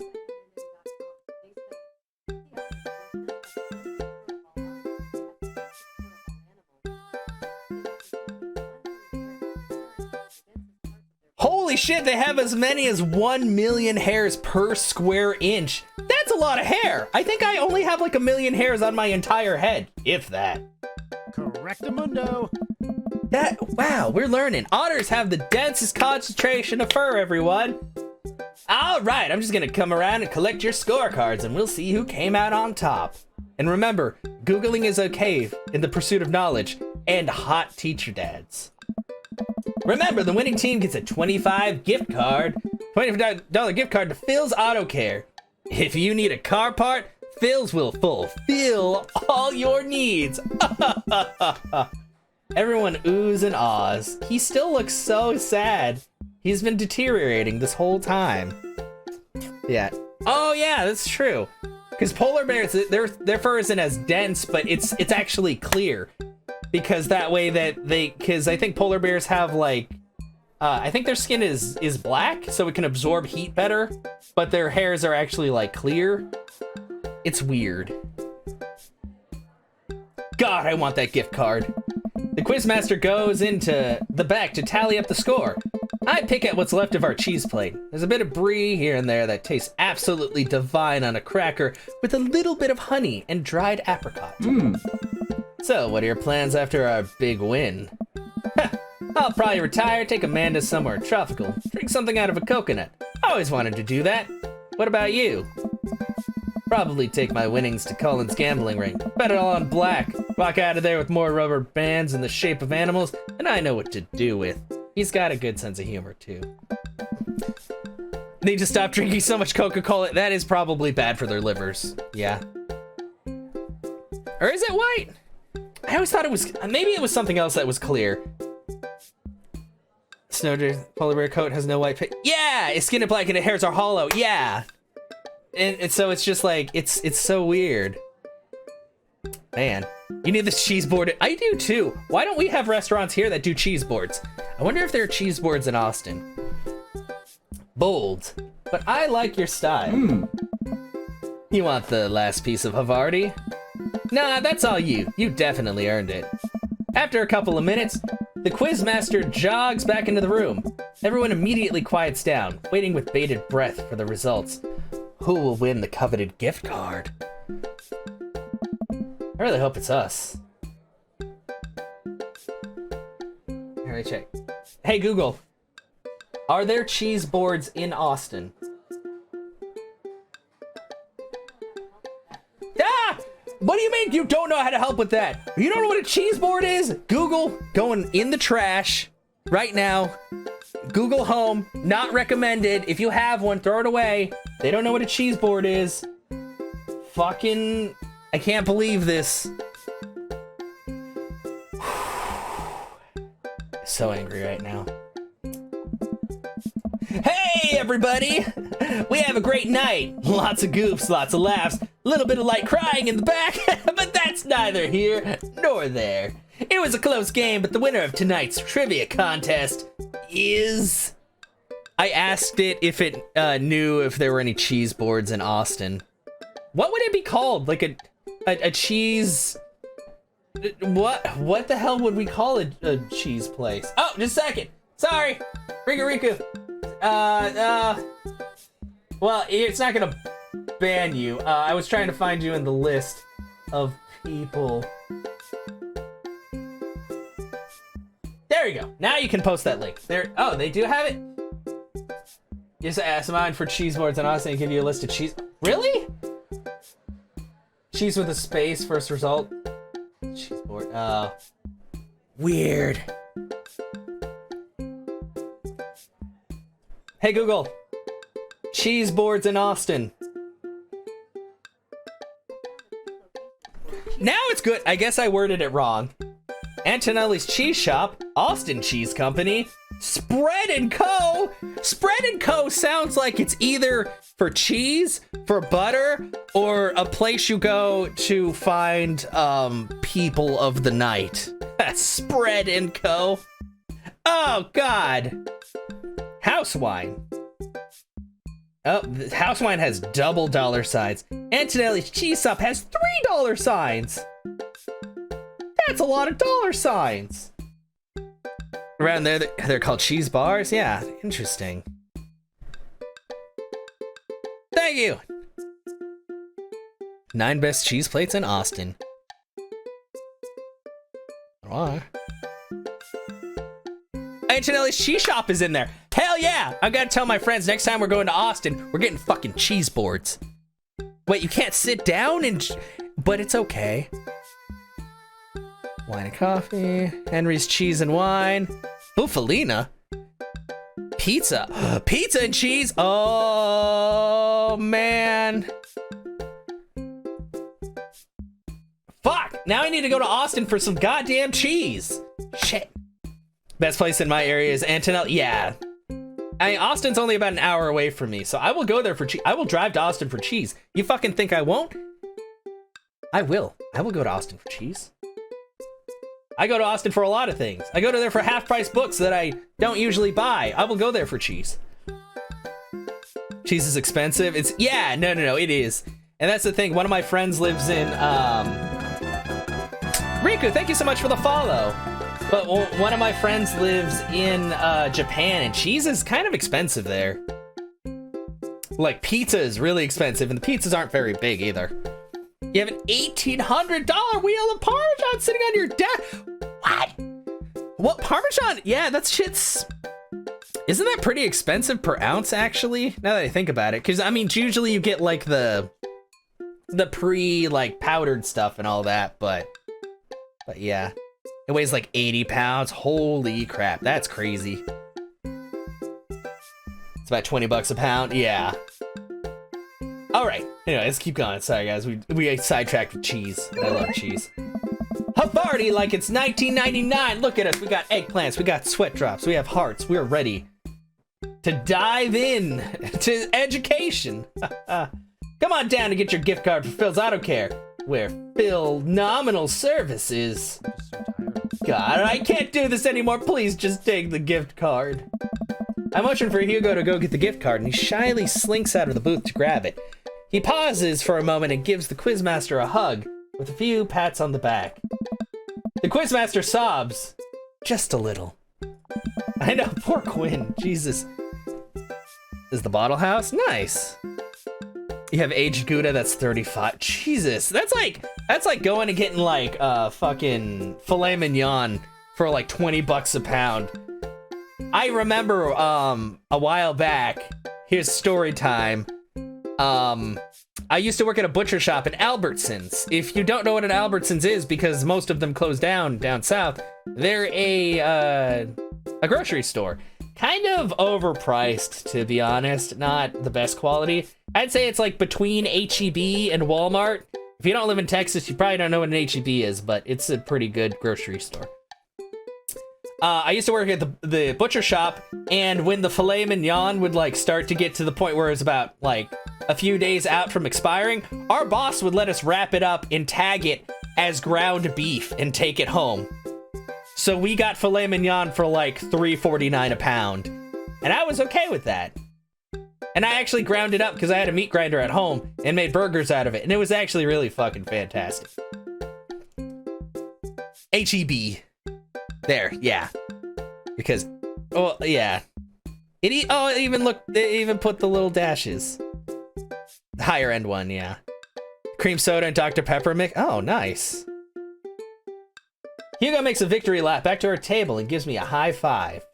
But yeah, it wasn't really fun working there, but I gotta say, I did get to try a lot of different meats and stuff for very cheap. Havarti like it's 1999 is unstoppable. Havarti like it's 1999 is great. May Havarti like it's 1999 reign for 1,000 years. Hey, great work, guys. You guys did awesome. Hey. Huh, will we be seeing Havarti like it's 1999 again next week? I look over at Hugo, who smiles. Huh, maybe so. We make a pretty good team, huh, Hugo? Hugo blushes. I touched him with my cheese. Hangouts. I don't know about, yeah. You hate your job, but it gives you money? So, yeah, that's how I was working at Walmart. And then I was like, man, like, the hate that I have for this company far overrides the amount of money I'm making. So, yeah. Hugo and I walk back to our cul-de-sac, basking in the glow of our win and nursing our cheese-filled bellies. Man, we crushed it in there! Hey! Finally, enduring the screams of young children for years on end has paid off!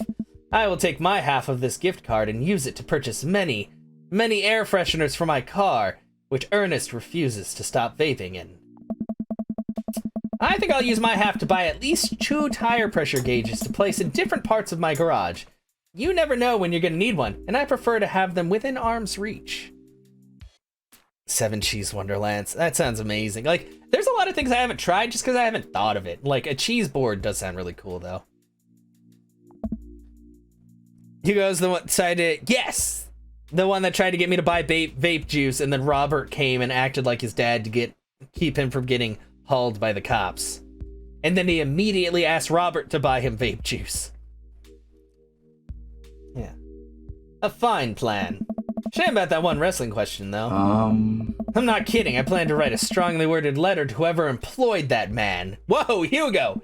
Come on, there's gotta be a story there. Well, what do you mean? You didn't even stop to think. You pulled that wrestling knowledge out of you like you were there at the ring yourself. Oh, it's just, stuff I know. Fuck! The last time I did this was Matt. I want, it's like, come on. Shit. Hugo, I figured you'd be better at lying after dealing with every kid in school for as long as you have. It's embarrassing. Shh, come on, I want to know, Hugo. I want to know. You know what's actually embarrassing? Not being able to explain basic algebra to your daughter. You know what's definitely not embarrassing? Knowing stuff about wrestling. Hugo sighs. Yay, he does! Oh god, I thought I was gonna make a bad noise, but he's happy. He's just, I don't know. I think he's just not too keen on the whole school thing. Well, I mean, oh no, there was that one time that Dimitri's kid sold us oregano, and then we tried to smoke it, and, well, me and Matt, that was good times. Don't smoke oregano. Don't smoke anything that shouldn't be smoked. Except for, like, meat. Smoked meat. Smoked meat is delicious.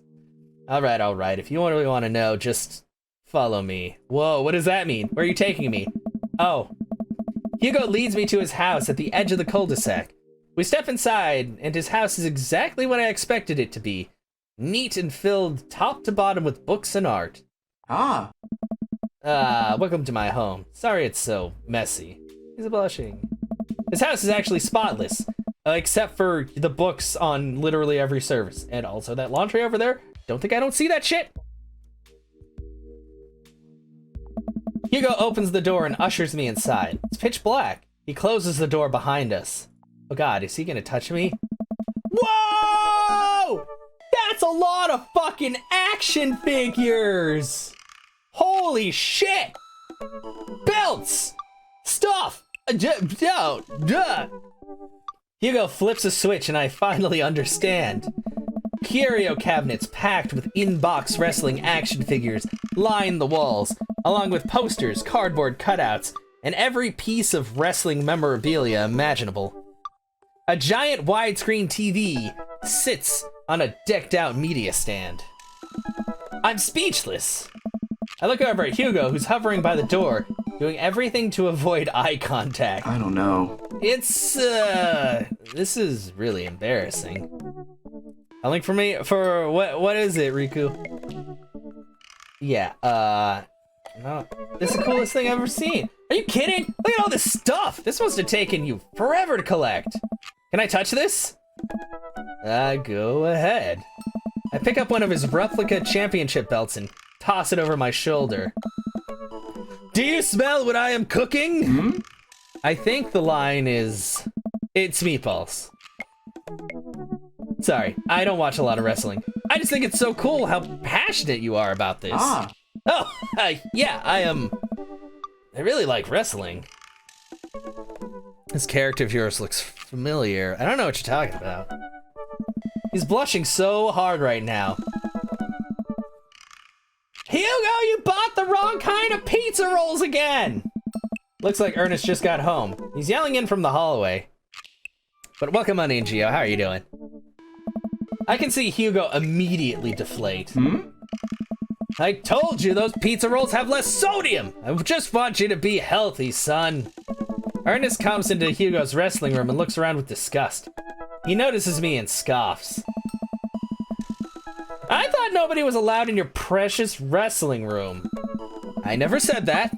I just said that you're not allowed to take action figures out of their boxes and pose them so that they're having sex with each other. Okay, I'm gonna give Ernest that one. Ernest gets flustered. Yeah, well, whatever. I'm gonna go throw eggs at stuff. Have fun with your stupid wrestling crap. Ernest leaves, and then a moment later pops his head back into the room. And your stupid friend! Ernest storms back out of the room. I hear a door slam. Hugo warily runs his hand through his hair. Sorry about him. Yeah, he is super rude. Channel alert for you went to run in and said he didn't count any point. Aw. I'm sorry. I don't know, Twitch needs to work on that kind of stuff too. Sorry I have to keep apologizing about him. He's just going through a phase, I guess. Oh. I try so hard to impress him, but it's obvious that no matter what I do, he hates me. Ernest has a thing against authority figures, and you don't get much more authoritative than a teacher dad. My ex, he gets to be the fun weekend dad. I'm just Hugo, who makes Ernest eat his vegetables and turn his homework in on time.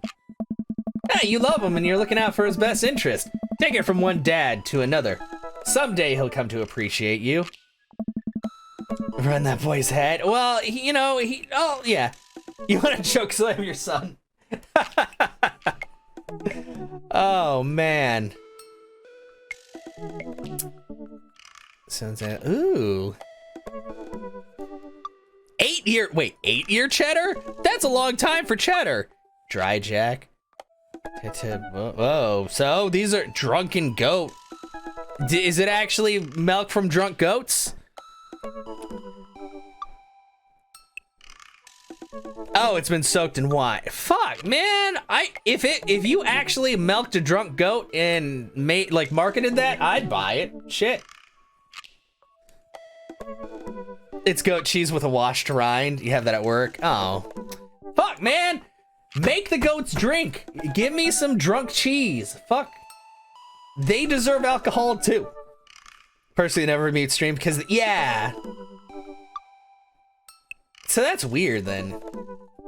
That you bet they have the cheddar too. That shit's good. Oh man, that does sound really good. Yeah, it's dumb. Like they're doing so many things to make sure that people are like active, and it's like, look, not everybody can be like completely active in this shit all the time because guess what? We have lives too, or you have to turn down the volume or something, you know, if you're doing other things. Like as much as I love watching people, I can't always be 100% attentive, you know, the whole stream. And I mean, even for my stream, I stream upwards of like 4 to 5 hours. That's a long time to just like be there, you know? So I understand if people have to lurk. That's not an issue. As much as Twitch says it loves lurkers, it's they're not so good about it. Yeah, damn, I hope to try that bear though. God, now I want so much. That's all I'm gonna have tonight. My dinner tonight is gonna be that block of cheddar cheese I have in the fridge. Actually, no, that would probably really mess with my poops.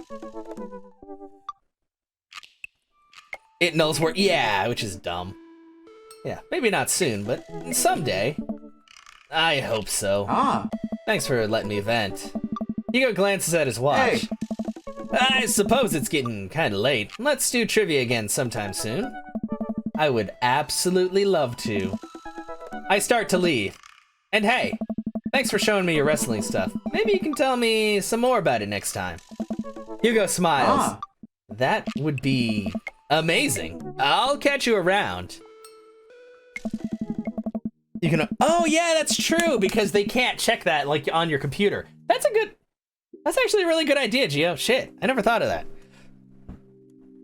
It only takes me a minute to walk back home. Amanda's sitting on the couch reading a book about female photographers. Huh. Wow, I thought you didn't like reading. I don't. This book is all pictures. Ugh. Yeah, they only tick the site. Or sometimes like Chrome itself, I actually installed the extension so I can mute through the extension, because if you mute the tab, it knows that you've muted the tab through Twitch. It's weird. So yeah. And even then my patience is being tried. Dad. Did you eat all the cheese your little heart desired? I am a happy little cheese monster. But I made sure to leave room for dinner. Who wants breakfast for dinner? Hash browns! Oh man, hash browns sound really good. Wait, I have tater tots and an air fryer. I could have tater tots. That's like hash browns but smaller. You had breakfast for dinner. Ah, it's good. It's good stuff. Okay. Toast dipped in egg. All right. Blueberry pancakes. Well, only if you'll help me make them. You know I'm the world's best blueberry sprinkler. Also, I'm also totally amazing at heating up the maple syrup in the microwave. Oh God. Now tell me all about that cheese board. Amanda and I spend the evening cooking an elaborate breakfast with everything we can find inside the fridge. I tell her all about the trivia, but leave out the parts about Hugo being into wrestling. Figure she would probably find some nefarious way to use that information for a better grade. With cheese, yes. Oh yeah! I don't think I have chili. Whoa! I thought that, yeah, that was a really good date. Why is confidence so low? Gun safety. looks like Paradise Lost just got found. I'm not sure about that pickup line. I mean, it's good, but it also hurts me, but I also make a lot of terrible puns, so maybe it shouldn't hurt me, but I don't know. Okay, well, I'm gonna go on, I'm gonna have to send that to one of my friends later and see what kind of response it elicits. If they don't text me back, then I'm going to assume that they've deleted my number and or burned their phone. So, yeah, gun safety, dad snark, Colin, confidence, cheese. Cheese should be off the charts. There was way more cheese. This cheese meter, far too low. Smart. I Googled a few things, but I still did it. Yeah, cheese should be like through the roof. It should be like off the screen. Welcome. You've got dads. All right, guys, who's ready for Hugo final round? Boom. You know what they say about, yeah, I know they get serious. Give me my fucking teacher dad right now. Give me teacher dad. Give me my cheese. You used to make cheese from scratch. Oh, you know, I actually have a book on cheese making, and apparently the easiest cheese to make is mozzarella, because you can make that in like an hour, maybe even less than that. You can make it really quick. I remember HEB used to make fresh mozzarella. I don't know if they still do. I know they made fresh tortillas, which are really good.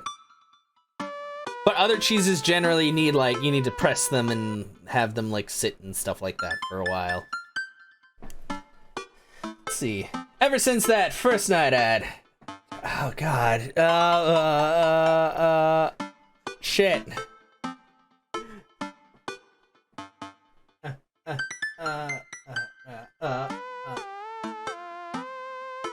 Sorry guys, I'm like looking back through my fucking messages because I don't remember how to say that cheese. No, it doesn't go far that back. Ah, no.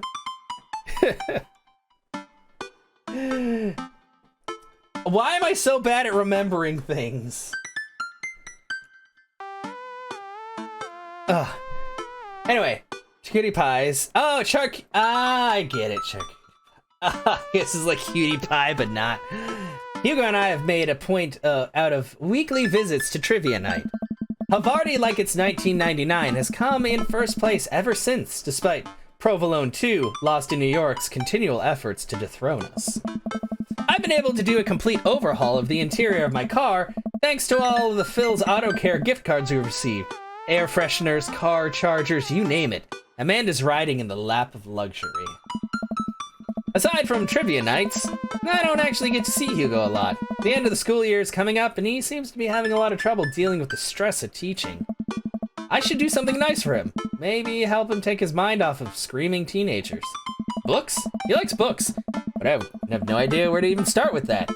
Probably reads more books in a month than I've read in the past year. Get him tickets to a wrestling show! I know he's really into wrestling, but he's been reluctant to talk about it since he showed me his wrestling room. I know he's kind of shy about it, but maybe. Wrestling vet! Come on! Whatever, let's roll the dice. I think I have a plan. Hey, all right, folks. Looks like we finally have the points tallied and we're ready to announce our winner. You know who else is a winner? Me, because I've finally seen just how beautiful and loving my wife is. A few weeks ago, all the regulars staged an intervention with Quizmaster Quinn. Oh, so beautiful. We sat down in a circle and told him that we wanted him to be better and love himself. He agreed to start going to couples therapy with his wife, and last time he told us they adopted a dog together. Oh, Quinn, you're moving up. Oh, Quinn. Oh, look, he's so happy. He's not crying anymore.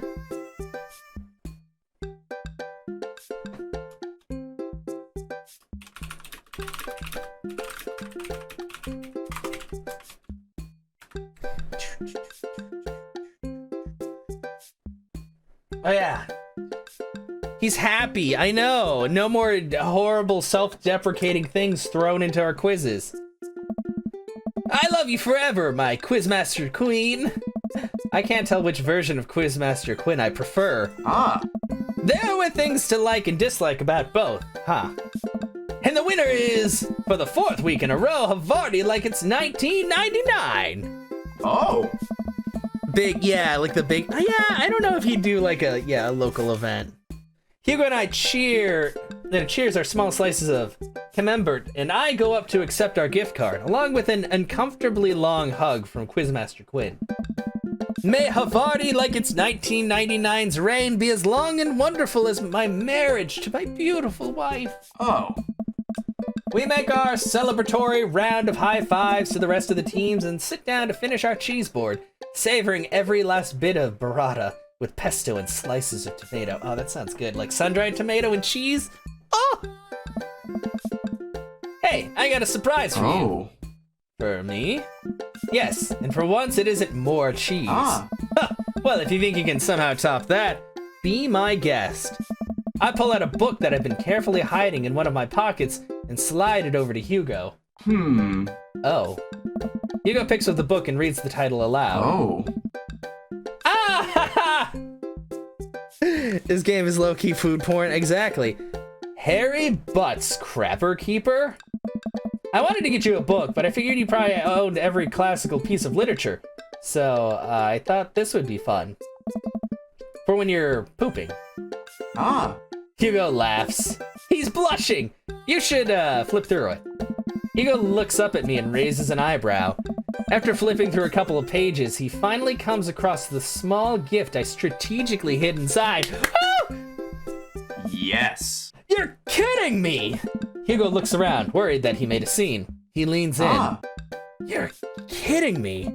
Hugo pulls out the wrestling tickets I hid inside the Crapper Keeper! I knew it! Fuck yeah, we're gonna go wrestling! Or we're gonna watch the wrestling. Hell yeah! My God! I mean, I know I called it, but fucking goddamn, this game. This is the World Federation of Wrestling's Power Slam series. You've been working so hard lately. I thought you'd like them. Like them? Hey. I love this. Thank you. But wait, there's two? Yeah, I figured we could go together. Huh? You go with me? Heck yeah! I need you to explain the finer points of wrestling to me, though. Hugo gets up, walks around the table, and effortlessly picks me up in a bear hug. I thought he was gonna, like, princess carry me or something. I'm just like, damn! Has he been this strong the whole time? Ah. Thank you. I let a little squeak to sort of say you're welcome. Oh, him strong. Whoa! What is this? What is this? Wow, I've never seen him outside of a suit. Oh my god, I'm sorry guys. This is a big thing. We did something big. Holy shit. It's the night of the Power Slam. Hugo shows up at my doorstep in a loud, oversized wrestling tee. Yes, genuine wrestle boy. He's a little blushy and extremely cute. God damn. We drive about an hour to another city for the big event. Hugo spends the entire ride teaching me the basics of wrestling and the terminology I need to know. Oh man, look at him. So, it's fake, right? Oh. Well, yes and no. While wrestling in the act of hurting another wrestler is fake, the work requires remarkable athleticism and oftentimes results in actual injury. Those people are getting hurt, sure, but not in the way we're led to believe. Historically, wrestling as we know it today was created by carnival workers to fix gambling, and the people who actually believed it to be real and would bet on these matches were called marks. That we know that it's technically fake, but still choose to suspend our belief makes us smarks. Smart marks. Is this real? Is this real terminology that I'm learning? Yeah, a show about a show, exactly, but still, like, there's still a lot of finesse that has to be done in order to not hurt people with the stuff that happens. So, I should be watching this for acrobatics, or for the acrobatics. Oh. And the tension, and the drama, and the storylines. I think that anything or anyone can tell a good story. You just have to look for the story. Even something like what we're about to experience will tell a phenomenal, sometimes understated story, despite a ridiculous premise. Wow. Oh. What? I just really wouldn't have pegged you for a huge wrestling fan. I don't know. Nobody does. I get it. I'm the button-down teacher type. I like poetry and art history. I write dissertations on heavy tomes by Russian authors for fun. But I like wrestling. It's a big part of who I am, but because it's considered kind of lowbrow, I feel like I can't share it with anybody because they'll just make fun of me. Ah, he's so sad! Till now? Hugo smiles to himself. Oh. Till now. Yeah! Time to wrestle! Hugo and I enter the stadium and are directed to the upper level. After grabbing some snacks, we make our way up the set of stairs. Kiss them already? Oh god, got to. It'll happen soon. I bet we're gonna be on like a giant screen or something. I don't know if they do that during wrestling events. I don't know if there's a kiss cam. Maybe that's just sports ball. The further up we go, the more my heart sinks. I had thought we had gotten good seats, but by this point the ring looks like a postage stamp. Finally settle into our spots and wait for the match to start. I'm sorry, I thought I got us tickets on the lower level. I look over to Hugo, who apparently didn't even hear me. He's vibrating with excitement. Oh! This is so cool!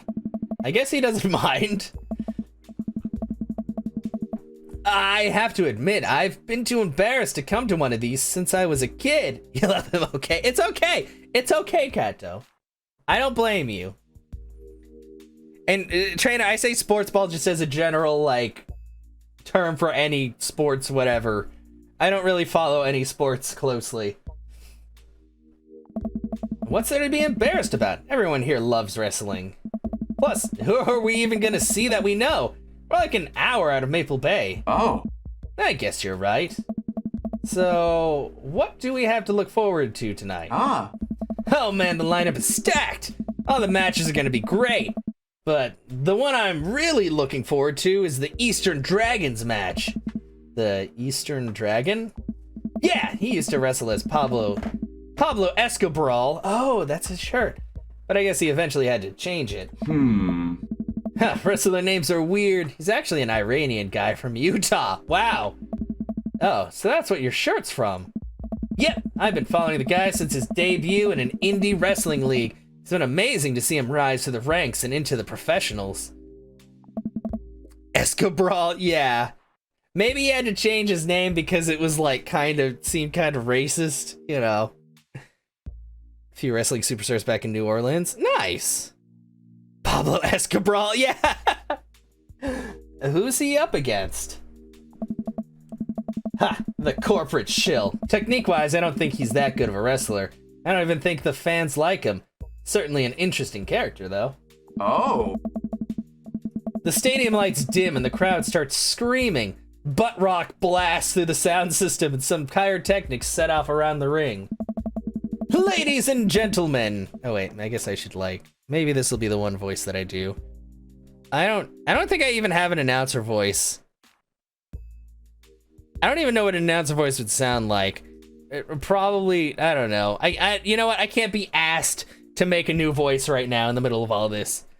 Ladies and gentlemen of the sold-out crowd in Mill Creek, Massachusetts, who's ready to power slam? Hugo and I scream. We watch two wrestlers, the Southern Dandy and Johnny Snowman, walk out to even more butt rock. The Southern Dandy mixes and drinks a mint julep in the ring before the match. The crowd eats it up. Huh.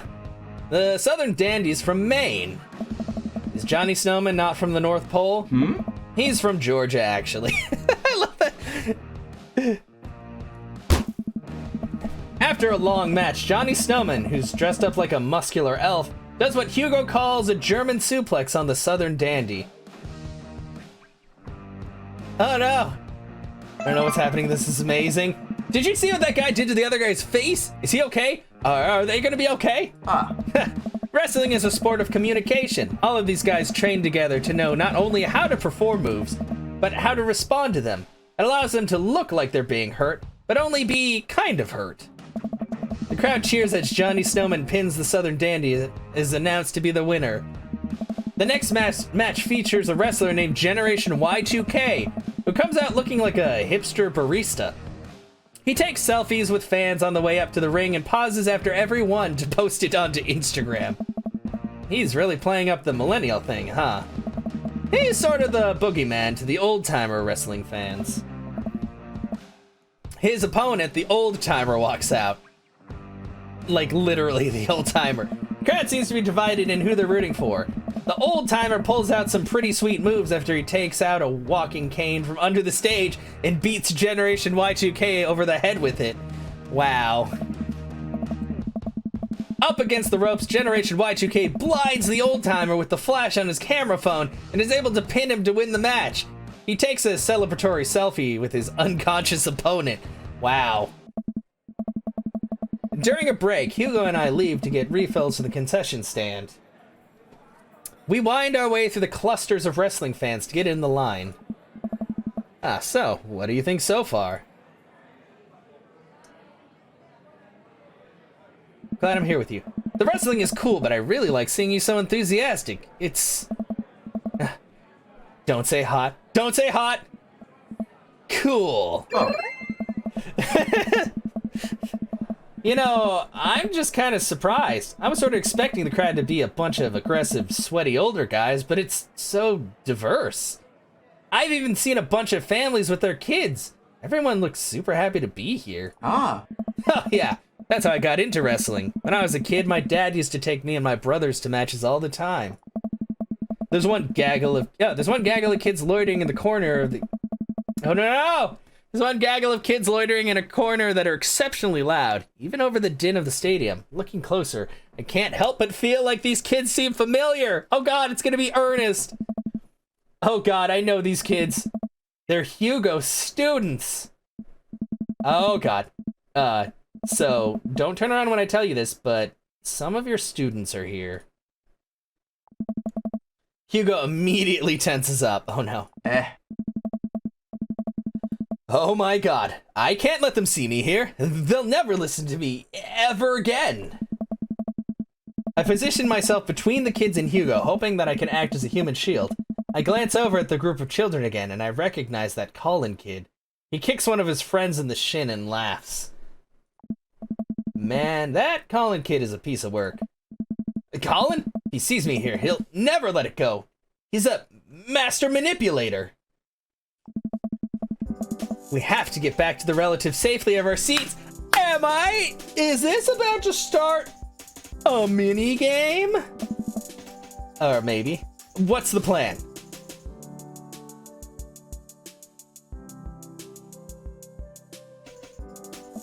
We gotta be sneaky if we're gonna get back in that ring unscathed. How quiet are you?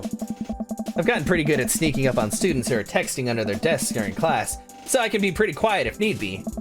Perfect. Oh god, I just see it like... Just need to find some cover to hide behind as we navigate back to our seats. Where to? Quick, get inside my shirt! Hugo, blend in with the other shirts. What?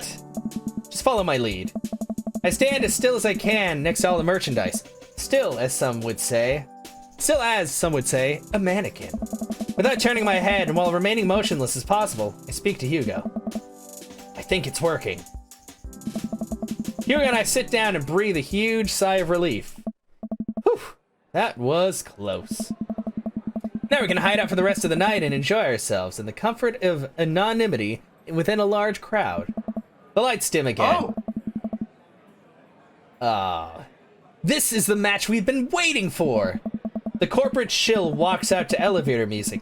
He's wearing a three-piece suit and sunglasses. Once he gets to the ring, he takes off his sunglasses and rips the sleeves off of his suit jacket, flexing his arms for the crowd. One of the people from his entourage produces a graph chart and sets it up in the center of the ring. Nice.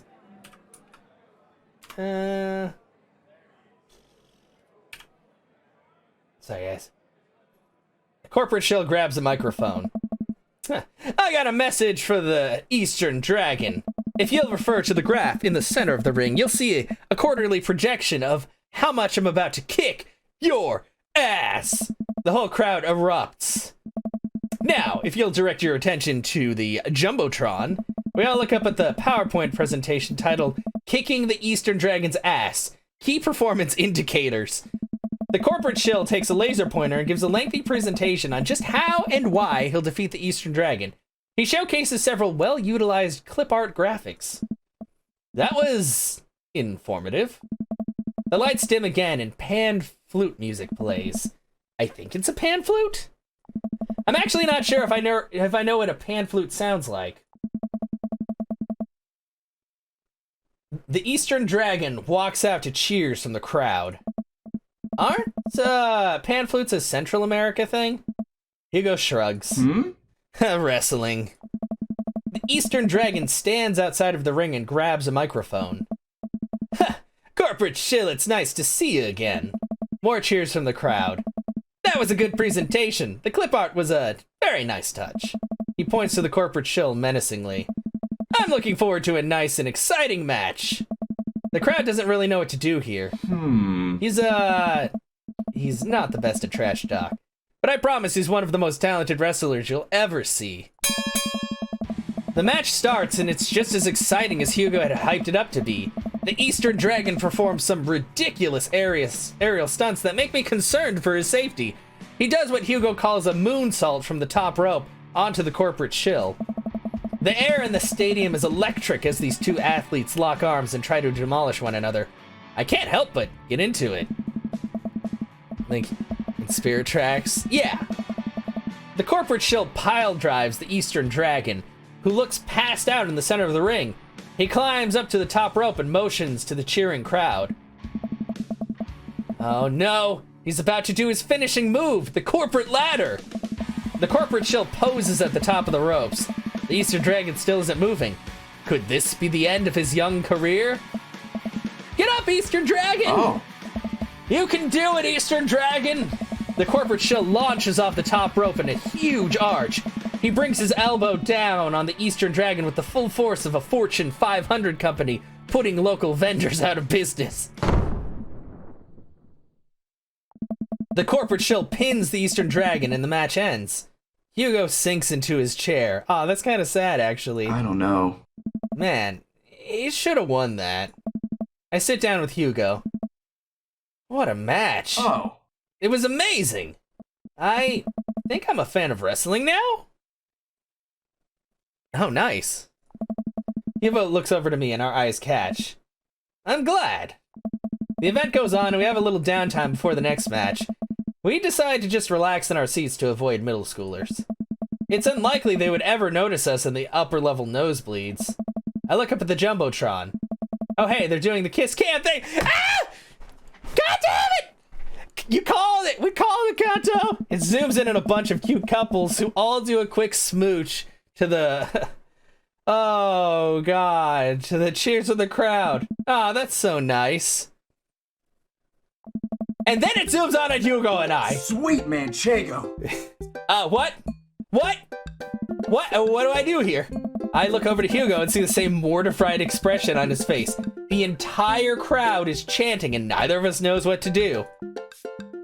Give the crowd what they want. I slowly lean in, awkwardly tilting my head. Cheers in the crowd erupt all around me. I look back up to the Jumbotron to see a couple behind us making out with full force. Oh no! Hugo and I turn beet red and slink back into our chairs. No, you fucked up! So much for laying low, I guess. The rest of the match thankfully goes off without incident. Hugo and I eventually laugh off the kiss cam and get back into wrestling. He wants to smooch! He wants to smooch. After the show ends, he convinces me to hang back and let the rest of the crowd exit first, so we won't risk running into Cullen and his awful group of friends. By the time Hugo and I walk back to his car, most of the wrestling fans have cleared out. The parking lot is surprisingly empty save for a few beat-up cars parked a few spots down from us. We warily keep an eye out for any stray middle schoolers as we hang out by my car. Man, that was an experience. Ah. Right? It's one thing to watch it on TV, but to be there in person is just... wow. Thank you. Again. I would have never gotten to experience this if it weren't for you. It's just me and Hugo, in front of the car, in an empty parking lot. I look down. Kind of funny. Oh! Inu, thank you so much for the... thank you so much for the 3-month resub. How are you doing? Don't worry, Kato, it's happening. If they give me an option, there's only one way to go. Hey, Chaos. And that's on his lips. Yeah, kind of funny about the kiss cam, huh? Oh. Yeah, it was super funny. But neither of us are smiling. We look into each other's eyes and I can feel a warmth radiating from my cheeks.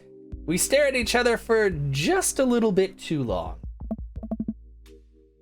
Hey, cool shirt! I turn around to see a guy in a hoodie. Oh, wait, that was not a kid, that's a guy. Hey, cool shirt. Oh. I haven't seen one of those in years. Oh, is that Pablo Escobar? Sweet Manchego. Stop! Now he's gonna want to kiss him! I'm not that cool looking and or bruised. Oh. That's awesome, Inu. Well, I'm glad you had a good day. Oh my god, yeah, I got it from a trade with this guy from streetsmarks.net. I love that website. Someone always posts these awesome, super detailed breakdowns of matches in the indie circuit. Have you seen those? Names like, J something. JD Slaminger? Yeah, that's him. Those are my write-ups. The game's going really good, except somebody's trying to steal my man! You're JD Slaminger? You're kidding! Oh man, I'm such a huge fan of your work. It's so nice to meet you. The man vigorously shakes Hugo's hand. Oh. I'm honored. Oh man, I wish I could stay in chat. So many questions, but I'll PM you on the forums if you ever want to talk shop. Absolutely. The man starts walking away. Hugo coughs nervously to get his attention again. Is there any chance you could sign my shirt? The guy turns around and beams. Sure thing. Wait. It all finally clicks into place for me. You're the Eastern Dragon! I love your work! Thank you, man. Eastern Dragon signs Hugo's shirt and waves goodbye and walks to his car. I stand there with my mouth open the entire time. That was the Eastern Dragon. Oh. Thank you for the host, Inu. Oh god.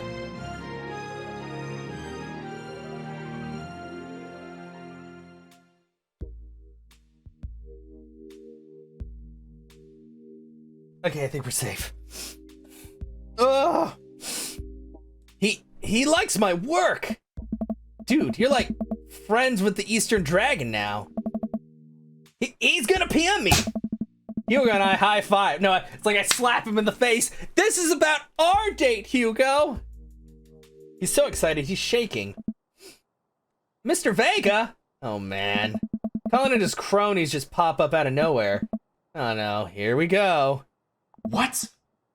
Colin, nice to see you and your friends all the way out here. What are you doing here? I don't see a library anywhere near us. I was watching the Power Slam series with my friend. Ha! Mr. Vega likes wrestling. What a fart knocker.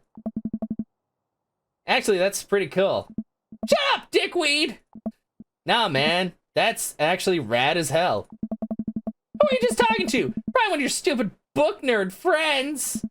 Actually, he was talking to his good buddy, the Eastern Dragon. All of Colin's friends gasp. Guys, come on, he's lying. There's no way the Eastern Dragon would hang out with these losers. Oh. Oh yeah? How did I get this autograph then? Ka-chow! Colin's friends lose their minds, screaming their heads off. Colin is red with anger. Heh, see you in class, bitch. Ah! Ah! You can't say that! Who's gonna believe you? Oh my god! Oh my fucking god! Hugo, you're vicious! Kill those children! Kill their popularity!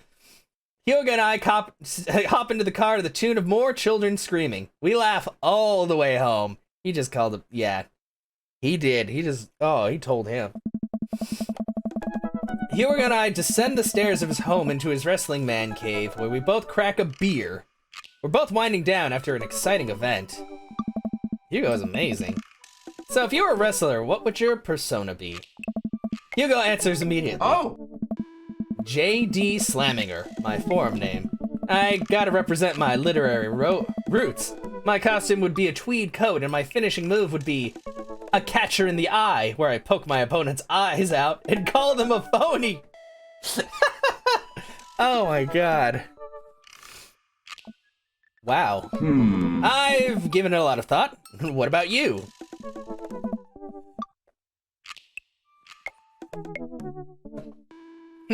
I would be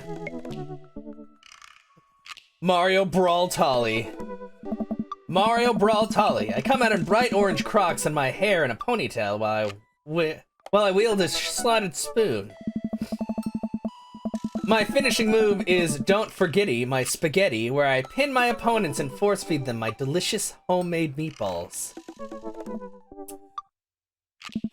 I'm just now realizing that I don't know any actual wrestling moves. Oh, Hugo wants to wrestle, guys.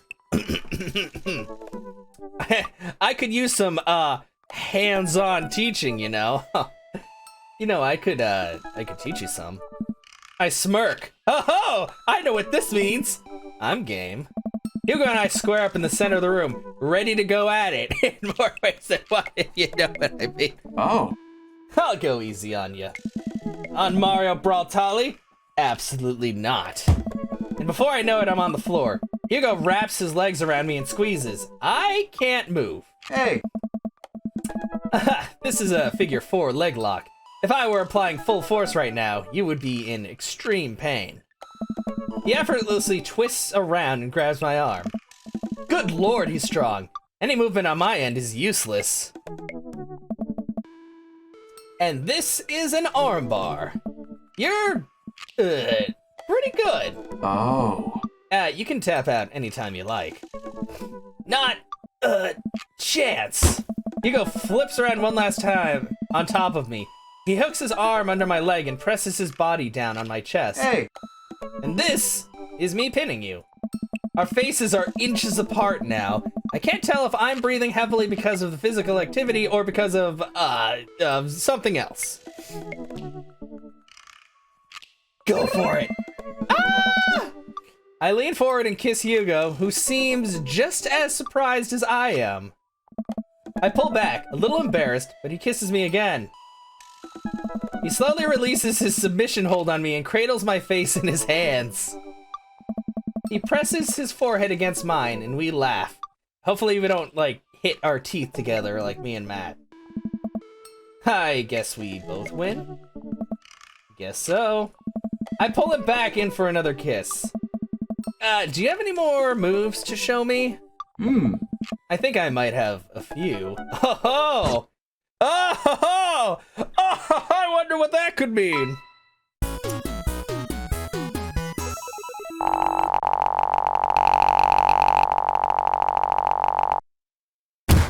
That was so good you gave me goosebumps. That's what you said the second time. God damn it, Hugo. I know you have better one-liners in that head of yours. Yeah, handy. Oh, we were very handy. Worthwhile hobby? I think, tweed. Oh, out the fucking wazoo. Colon, fuck that kid. Luchador. Sneaky, very sneaky.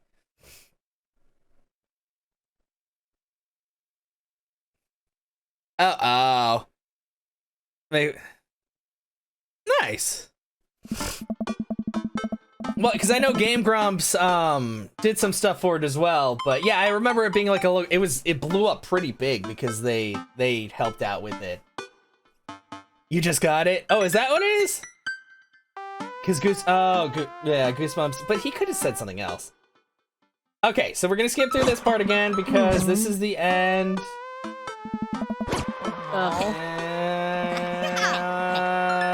Okay, congratulations party. Oh, he's wearing the shirt. Yay, he's wearing the shirt this time. Ha ha ha ha. Ah. Yes, it's mac and cheese. Yeah.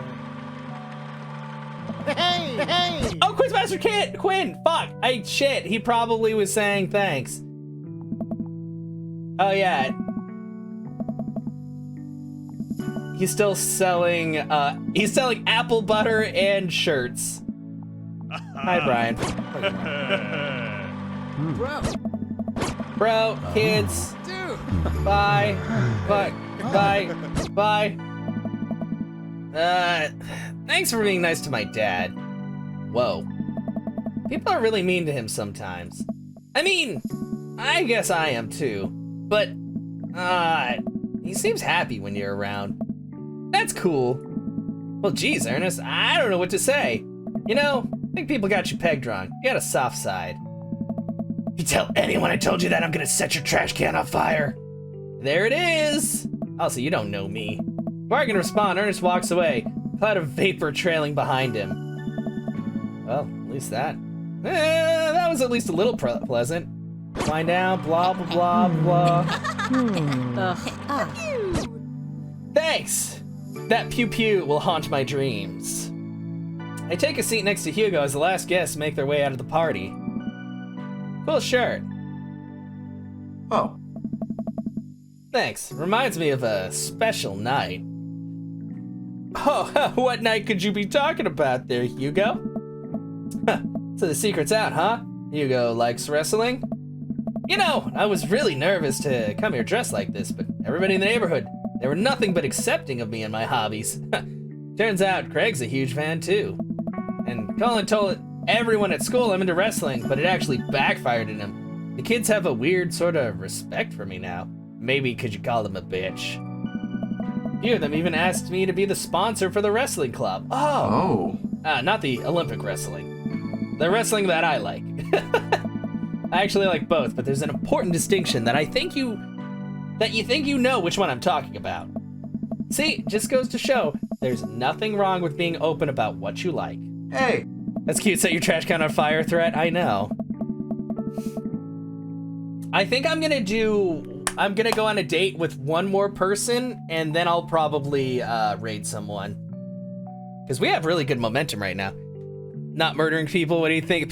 Well, it's because teachers are weird about that. Like if they like something that people think isn't like a super like high class thing or something, then there might be backlash. I mean, I'm surprised he calling a bitch, because a lot of teachers that I know, like even friends, like will not curse even at home, and if you curse, they're like, and it's like, we're like 30. Stop. No. I agree. As long as I'm being open. I'm also a huge fan of very handsome dads who throw great parties for their kids and love a good word jumble. I blush. And I'm a big fan of, quick, think of something clever. Hugo's? This Hugo specifically. Hugo laughs. Oh. He drapes an arm around my shoulder and pulls me closer. Plants a soft kiss on my forehead. I'm happy here. Me too. Hugo and I watch the sun dip below the horizon together. Yeah, I love long walks in the park with Hugos. Not any Hugo. Hugo specifically. Oh yeah. Oh please don't let me talk anymore. Okay. Hey, do you think maybe later you could show me some new wrestling moves? Oh. Yes, how about I show you my pump handle pile driver? I can't help but giggle. What's that? Oh. You'll see. Woo! Oh! Whoa! Oh!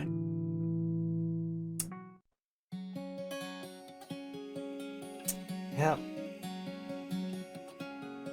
Oh! Aaron Hansen! Barry Kramer. Oh yeah, Barry's in there, and a lot of other people. Yeah, that was good. It's so wholesome. We even helped the Quizmaster Quinn get his life together. Okay, and then there's the picture of Amanda. What is Hugo's picture? Whoa! Why is his chest so hairy? He looks like a completely different person now. Why are his pants unzipped? Why is there so much cheese? That's not sanitary. Hugo, get off the counter. There's cheese there. There's food. Fucking shit. Quizmaster Quinn deserved help. Oh, man. God, man. That looks like a cool butcher shop, though. God, so much cheese. I want cheese. Yeah, I was like, why isn't he wrestling? I thought he was gonna be in like a luchador mask or something.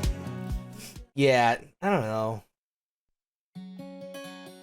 Need to go on change.org. I need to write a petition. We need more Wrestle Daddy.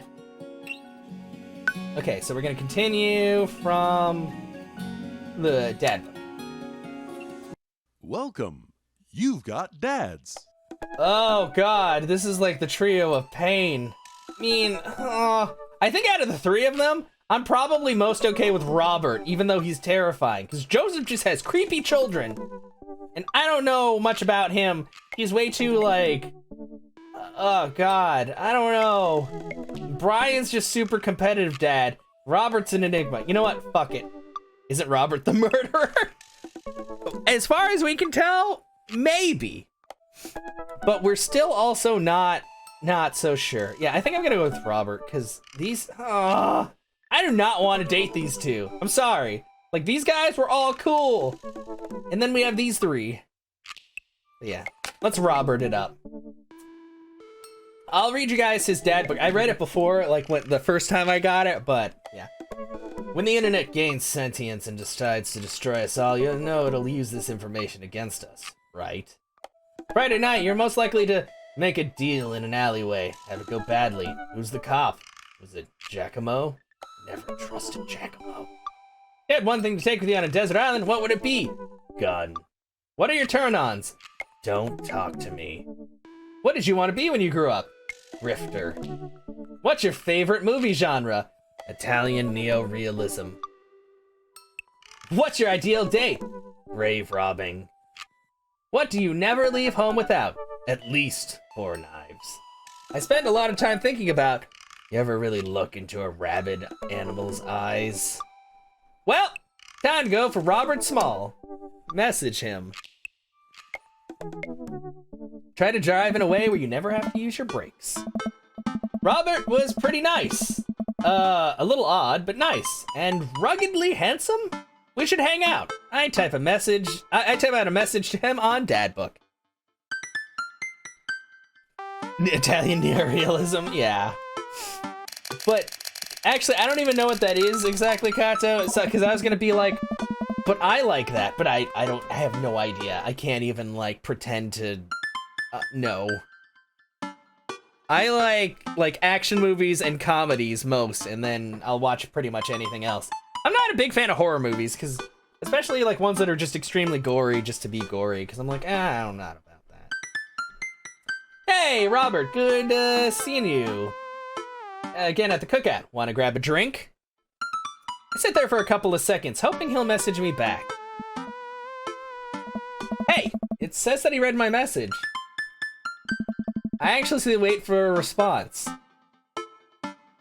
Watch cat videos on the internet. I start down a rabbit hole of cat videos, and Robert quickly vanishes from my mind.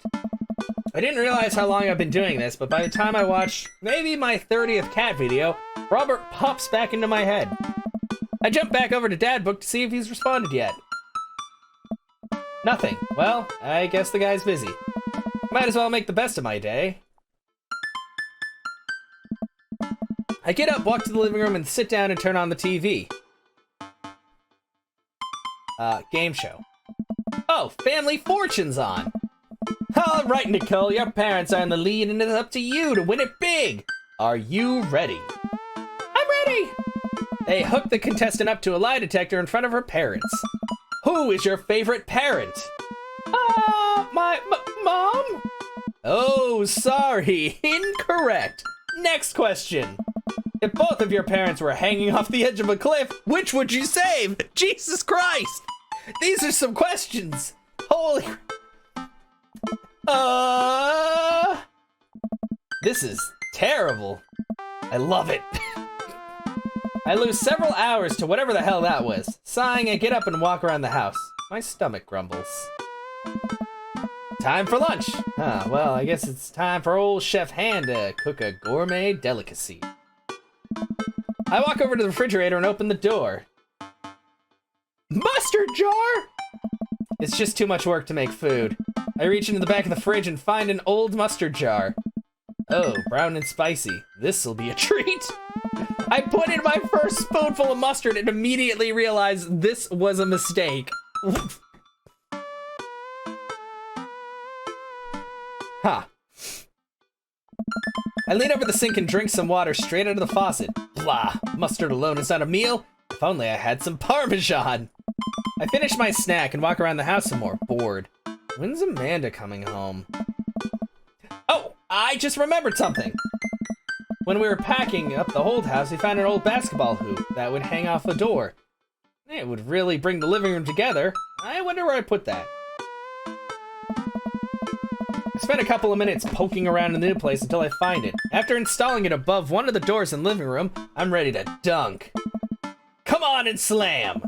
I take a leap from the free throw line and rocket that sucker down the net. The crowd goes wild! And welcome to the jam. I pull up from the three-point line, breaking ankles and sinking a fadeaway. And I forgot the rest of the words to this song. No look behind the back hook shot. Everyone's on their feet.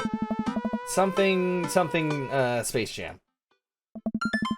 I managed to just barely defeat myself at horse before Amanda comes home. We cook dinner together.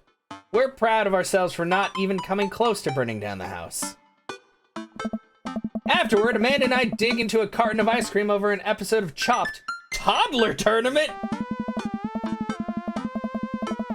What you have in front of you is a molecularly deconstructed sweet potato with a brown sugar demi-glace with creme fraiche, of course.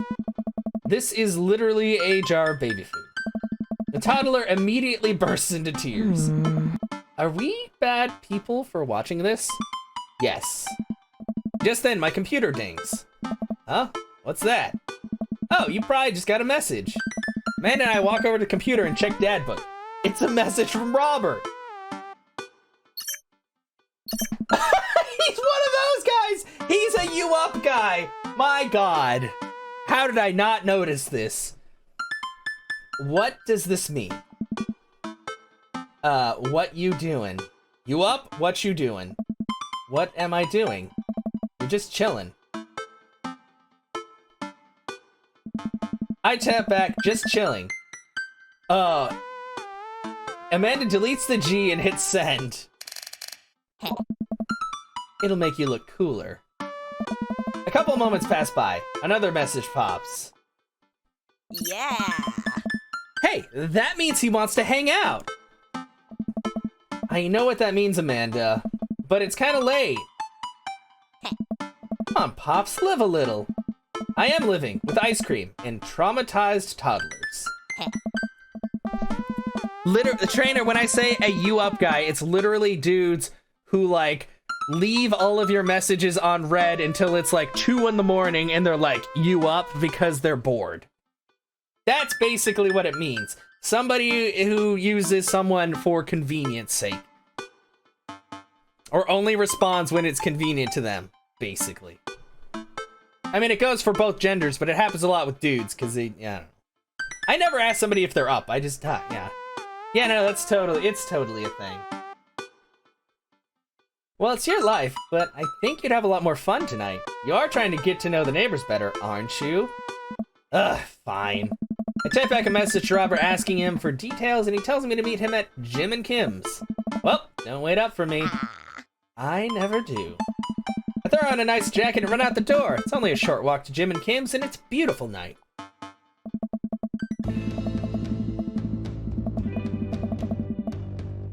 I walk into the bar and see the usual crowd of barflies drinking beer and watching sports. Spot Robert at the back of the bar and wave hi as I walk over. Hey man, how's it going? Hey buddy. Ahoy there, Skipper. Mary, I don't know. I cannot get a read on you. Robert and Mary are here. Uh-oh. I brought Mary along. Figured we needed a drinking buddy. Oh man, I was excited to get to know Robert a little better. I have to deal with this weird married lady making passes at me. Give it a rest, buddy. Don't look so scared, kiddo. We're just having a drink.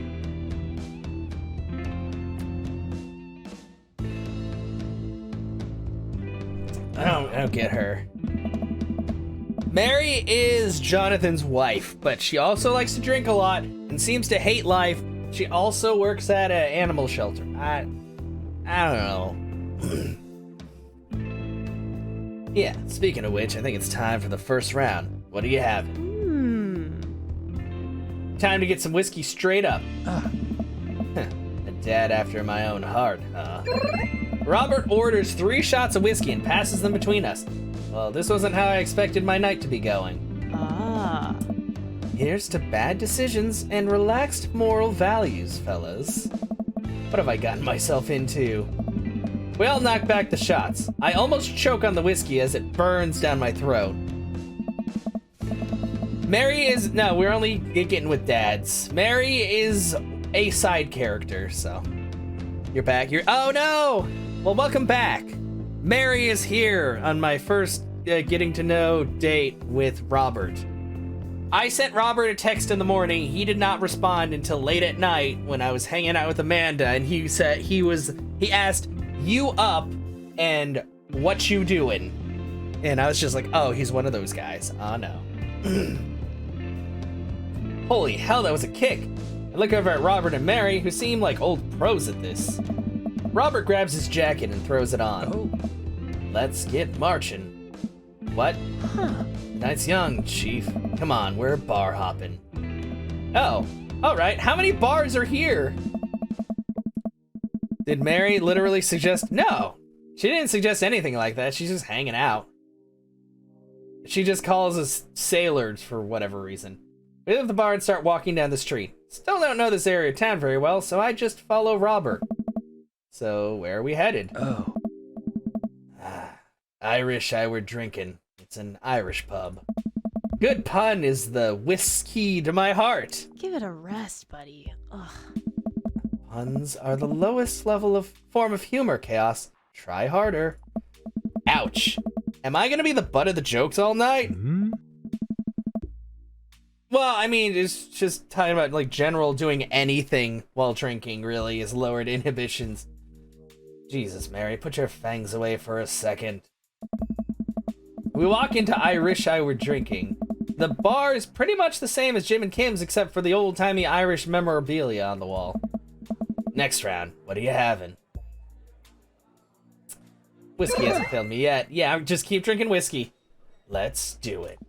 Robert orders 3 more glasses of whiskey and we post up in a garish green booth. Mary slides in and sidles up next to Robert, which makes me breathe a sigh of relief. Let's sip this one, why don't we? Not any lower, just letting us, Mary. Hey. Suit yourself. Mary immediately downs her shot in one gulp and burps loudly. Hey. That'll put hair on your chest. You are truly the paragon of grace and beauty. Mary grabs my drink and sips on it. That's my drink! Ah. Hey! Hey! Chaos, be a dear and get us another round, will ya? Hey. I don't know how to process this evening at all. I get up and order another round of drinks from the bartender. As I head back, I see Mary and Robert having a lively conversation. Robert roars with laughter. I don't think I've ever seen this guy smile, let alone laugh. I take a seat across the booth from them and pass out the drinks. So Edith's kids snuck some pot brownies onto the table at the last bake sale, right? And I spot that little hemp sweatshirt gremlin in the act. So I go up to Edith with the baggie and I'm about to tell her when all of a sudden she just freaks out at me. You're ruining the bake sale, she says. I should have been the PTA president. Your roots are bad and blah, blah, blah. So what did you do? I told her to have a brownie and that everything was gonna be fine. They both erupt into laughter. I politely follow along with the story. She ate 3. More laughter. Okay, that was actually pretty funny. She called the cops and told them time had stopped. Oh no! Mary looks directly at me. Do you smoke weed? What? Hey. You know, the devil's lettuce. I have 2 big fat blunts in my purse right now. Wanna blaze? Jesus Christ, Mary! What are you? What are you? I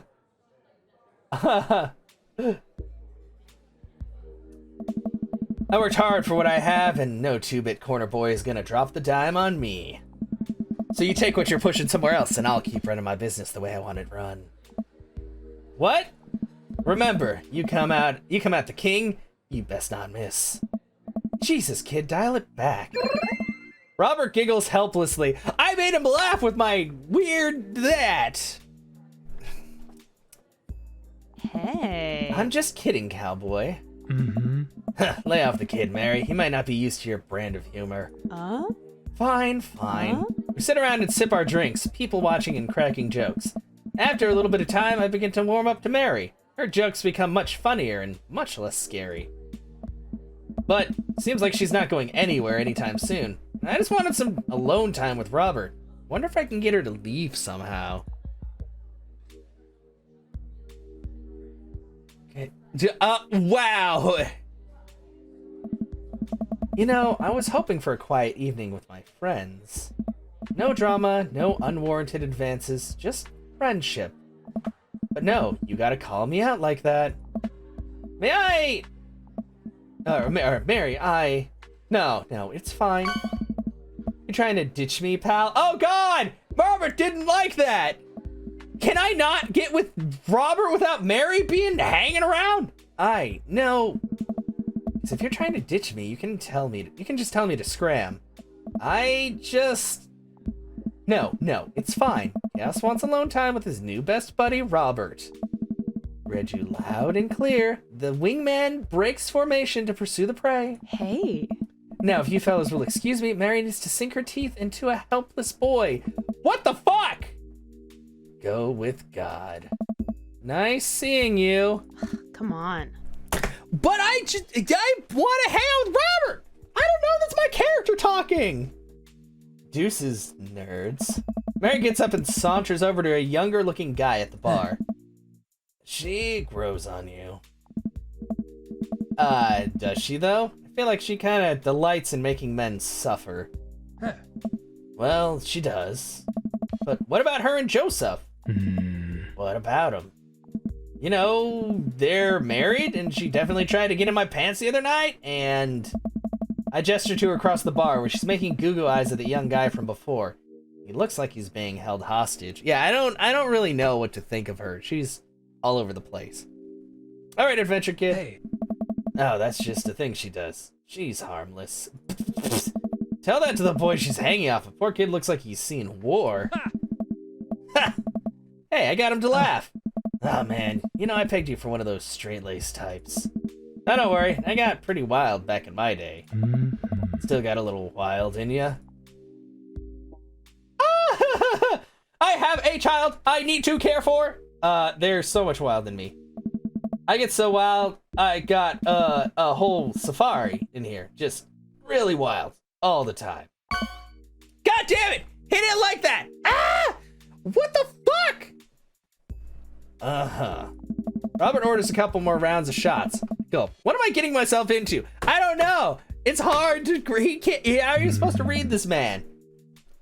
Think you can go shot for shot? There's only one way to look cool here. I grab the shot closest to me and down it. Robert looks impressed. He takes his shot and knocks it back. I know I got two like super happy times, and then I got a big ol' fucking, I got two not goods. That's one. So, what do I even talk about? He's so cool. He probably hates small talk. So how are things? Oh. I hate small talk. God damn it. Okay. Too many people. This isn't necessarily you. Too many people think they have to fill dead air with noise. Personally, I think they're afraid of the silence. Or they're afraid of what the other person is gonna think of that silence. Also, hi Fuego! How are you doing? Welcome on in, people from Fuego stream. How was your stream tonight? What were you doing?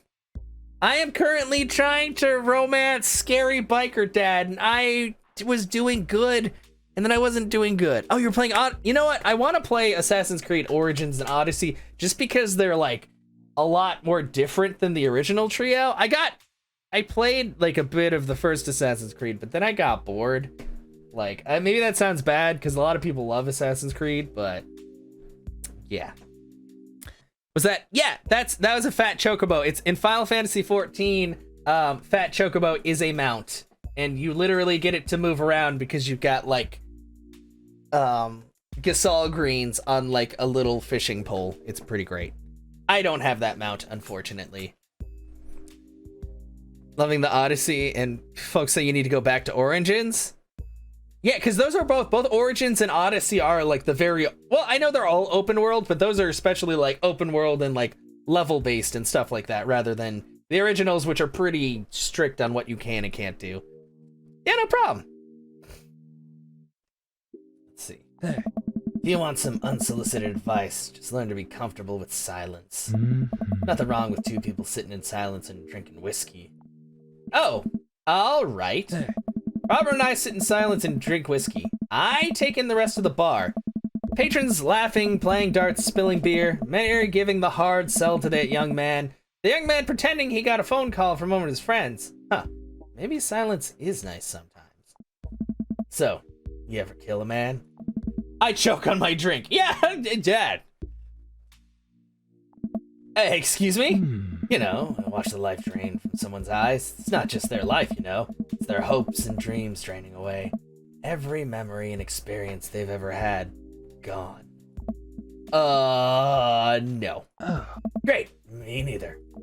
Robert knocks back his shot and motions for me to do the same. I reciprocate. I'm just messing with you. Relax. I laugh nervously. Or am I? I laugh nervously. Again. We sip more whiskey and people watch some more. Mary has her sights set on another man after the one excused himself to the bathroom and then I assume crawled out the window. Gosh, this whiskey's hitting me hard. Gosh, this whiskey's hitting me hard. You betcha. Robert gets up out of the booth, shouldering his jacket. Let's roll. Sorry, whiskey. Inside voices. Hey. Let's roll. Yeah. Wait, what about Mary? Brother, Mary is gonna be just fine. I look at Mary, who's lying on the bar in front of some poor sap. She's singing happy birthday to him while he insists that it's not his birthday. What is with her? I think you played the first three, though the third one, it got really boring for you, but some folks said it's the most important to the Enzo storyline, so you might have to read. Yeah. I might actually have the trilogy on, like, PS3 or something. I know I have them. I know I have, like, they think the individual games, because they were, like, super cheap at some point, but yeah, I never really went through them, like, after I played the first one, because I was like, there's so many different games that I just kind of, like, got sidetracked. We make our way out of the bar and back onto the street. I'm trying my hardest not to stumble, but man, that sidewalk is just coming right at me. I hope Robert doesn't notice me tripping over my own feet, like this is the first time I've ever been drunk. Where to? You'll see. I follow Robert through street lamp spotlights until we arrive at a rundown strip mall. There's a beauty salon, a sex shop, a computer repair store that looks like it's been closed for 10 years, and finally, a liquor store. Hey. Wait here, I'll be right back. After a minute, Robert returns with 2 wine bottles in brown paper bags. He hands one to me. Cheers. He sits on the curb and drinks. He motions for me to do the same. This is really not where I expected the night to go. Romantic. I gotta keep this this tip for next time. Take a lady out, get a couple bottles of wine, sit on the curb, and just drink the night away. I take a sip. White Zinfandel? What? Nothing. I just wasn't expecting... It is delicious, fruity, and refreshing. Don't judge me. I start to say something, think his lecture about valuing silence earlier, and stop. I sip on my wine and watch cars drive by. Let's throw rocks at shit. What the fuck, Robert? What? Robert suddenly hurls a rock at a stop sign. The ding echoes throughout the empty parking lot. That felt good. He presses a stone into my free hand. Now you try. Like, if I don't throw the stone, I think he's gonna slit my throat with one of his 4 knives. I don't know. With feeling. I look at the rock in my hand and I look at the stop sign. Back at the rock. Back at the stop sign. I know what has to be done. This one's for you, Pappy. I have unresolved resentment towards my father, and I'm going to express it through property damage. I hurl the rock at the sign. It sails over the stop sign right into the window of a parked car, leaving a crack. Huh? Dude, run! Oh god, no! I bet it's super gooey inside, probably.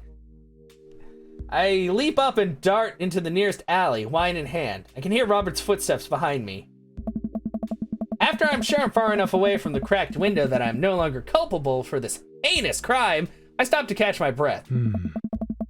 Maybe we strike rock throwing from the to-do list. Agreed. Suddenly my stomach growls. Oh man, I am starving. That dynamic, yeah, exactly, it's not good. Let's get pizza. Oh god, pizza sounds really... Fuck you, game, now I want pizza! I can't argue with that.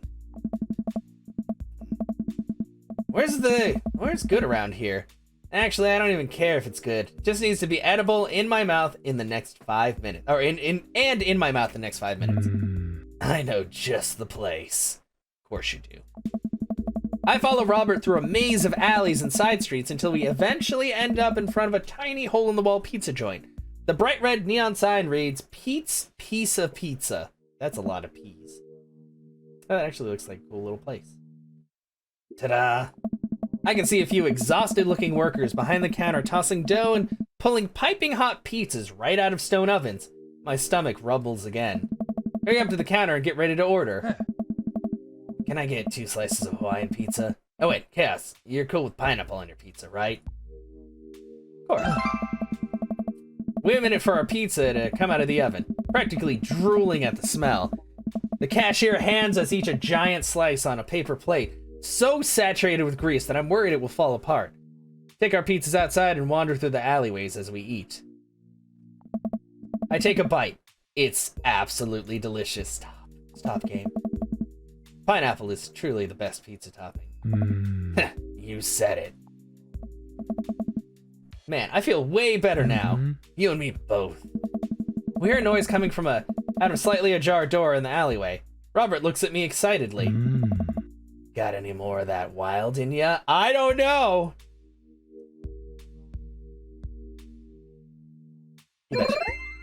Okay, time to wild it up, I guess. Gotta take a hit for that, great. Exactly. Rob and I slide the door up and peek inside. It's completely dark except for some flickering light. We slowly creep forward, cautious not to be heard or seen. Shh. Don't shush me so loud. Shh. Come to the end of the hallway and find ourselves standing in front of a movie screen. Oh, this suddenly makes sense. Did we really just sneak into a movie theater like a couple of teenagers? No talking during the movie. Look into the audience and you're surprised to find that it's almost completely empty, save for a row of a few teenagers in the front. They look annoyed when they notice us. Robert starts making his way to the very back of the theater and I follow him. We settle in with our wines and try to make sense of this movie. It's a romantic comedy, I think. A young man is frantically trying to get through New York to find the woman that he's finally realized he's in love with. Kiss already! There's nobody to kiss yet. You want him to kiss the taxi driver? Hell yeah. The kids down the way notice us heckling. One of them speaks up. Hey man, keep it down. It's fucking Ernest! Oh damn, that's Ernest Hemingway, Hugo's kid. Ernest! Hey, Ernest, I know you. It's me, your neighbor. Hi! Ernest turns back around, embarrassed. I turn back to Robert. He kiss anyone yet? Turns out that yes, he did kiss someone. He made his way out to a tiny island near New York to profess his love for a woman who for some reason he knew would be there. She tells him that they hit the jackpot. He said that they had, but I think there was some subtext I'm missing there? Boo, love is dead. Shut up, it's beautiful! No, you shut up!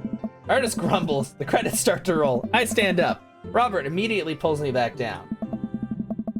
Hundreds of people worked very hard to make this film happen, and you're going to sit here and appreciate them. Jesus, Robert! Okay. Look at that, Elizabeth Shelton. She worked really hard. Bet she did lots of good wardrobe design. Thank you, Elizabeth Shelton, for this beautiful film-going experience. And Peter Anders, catering.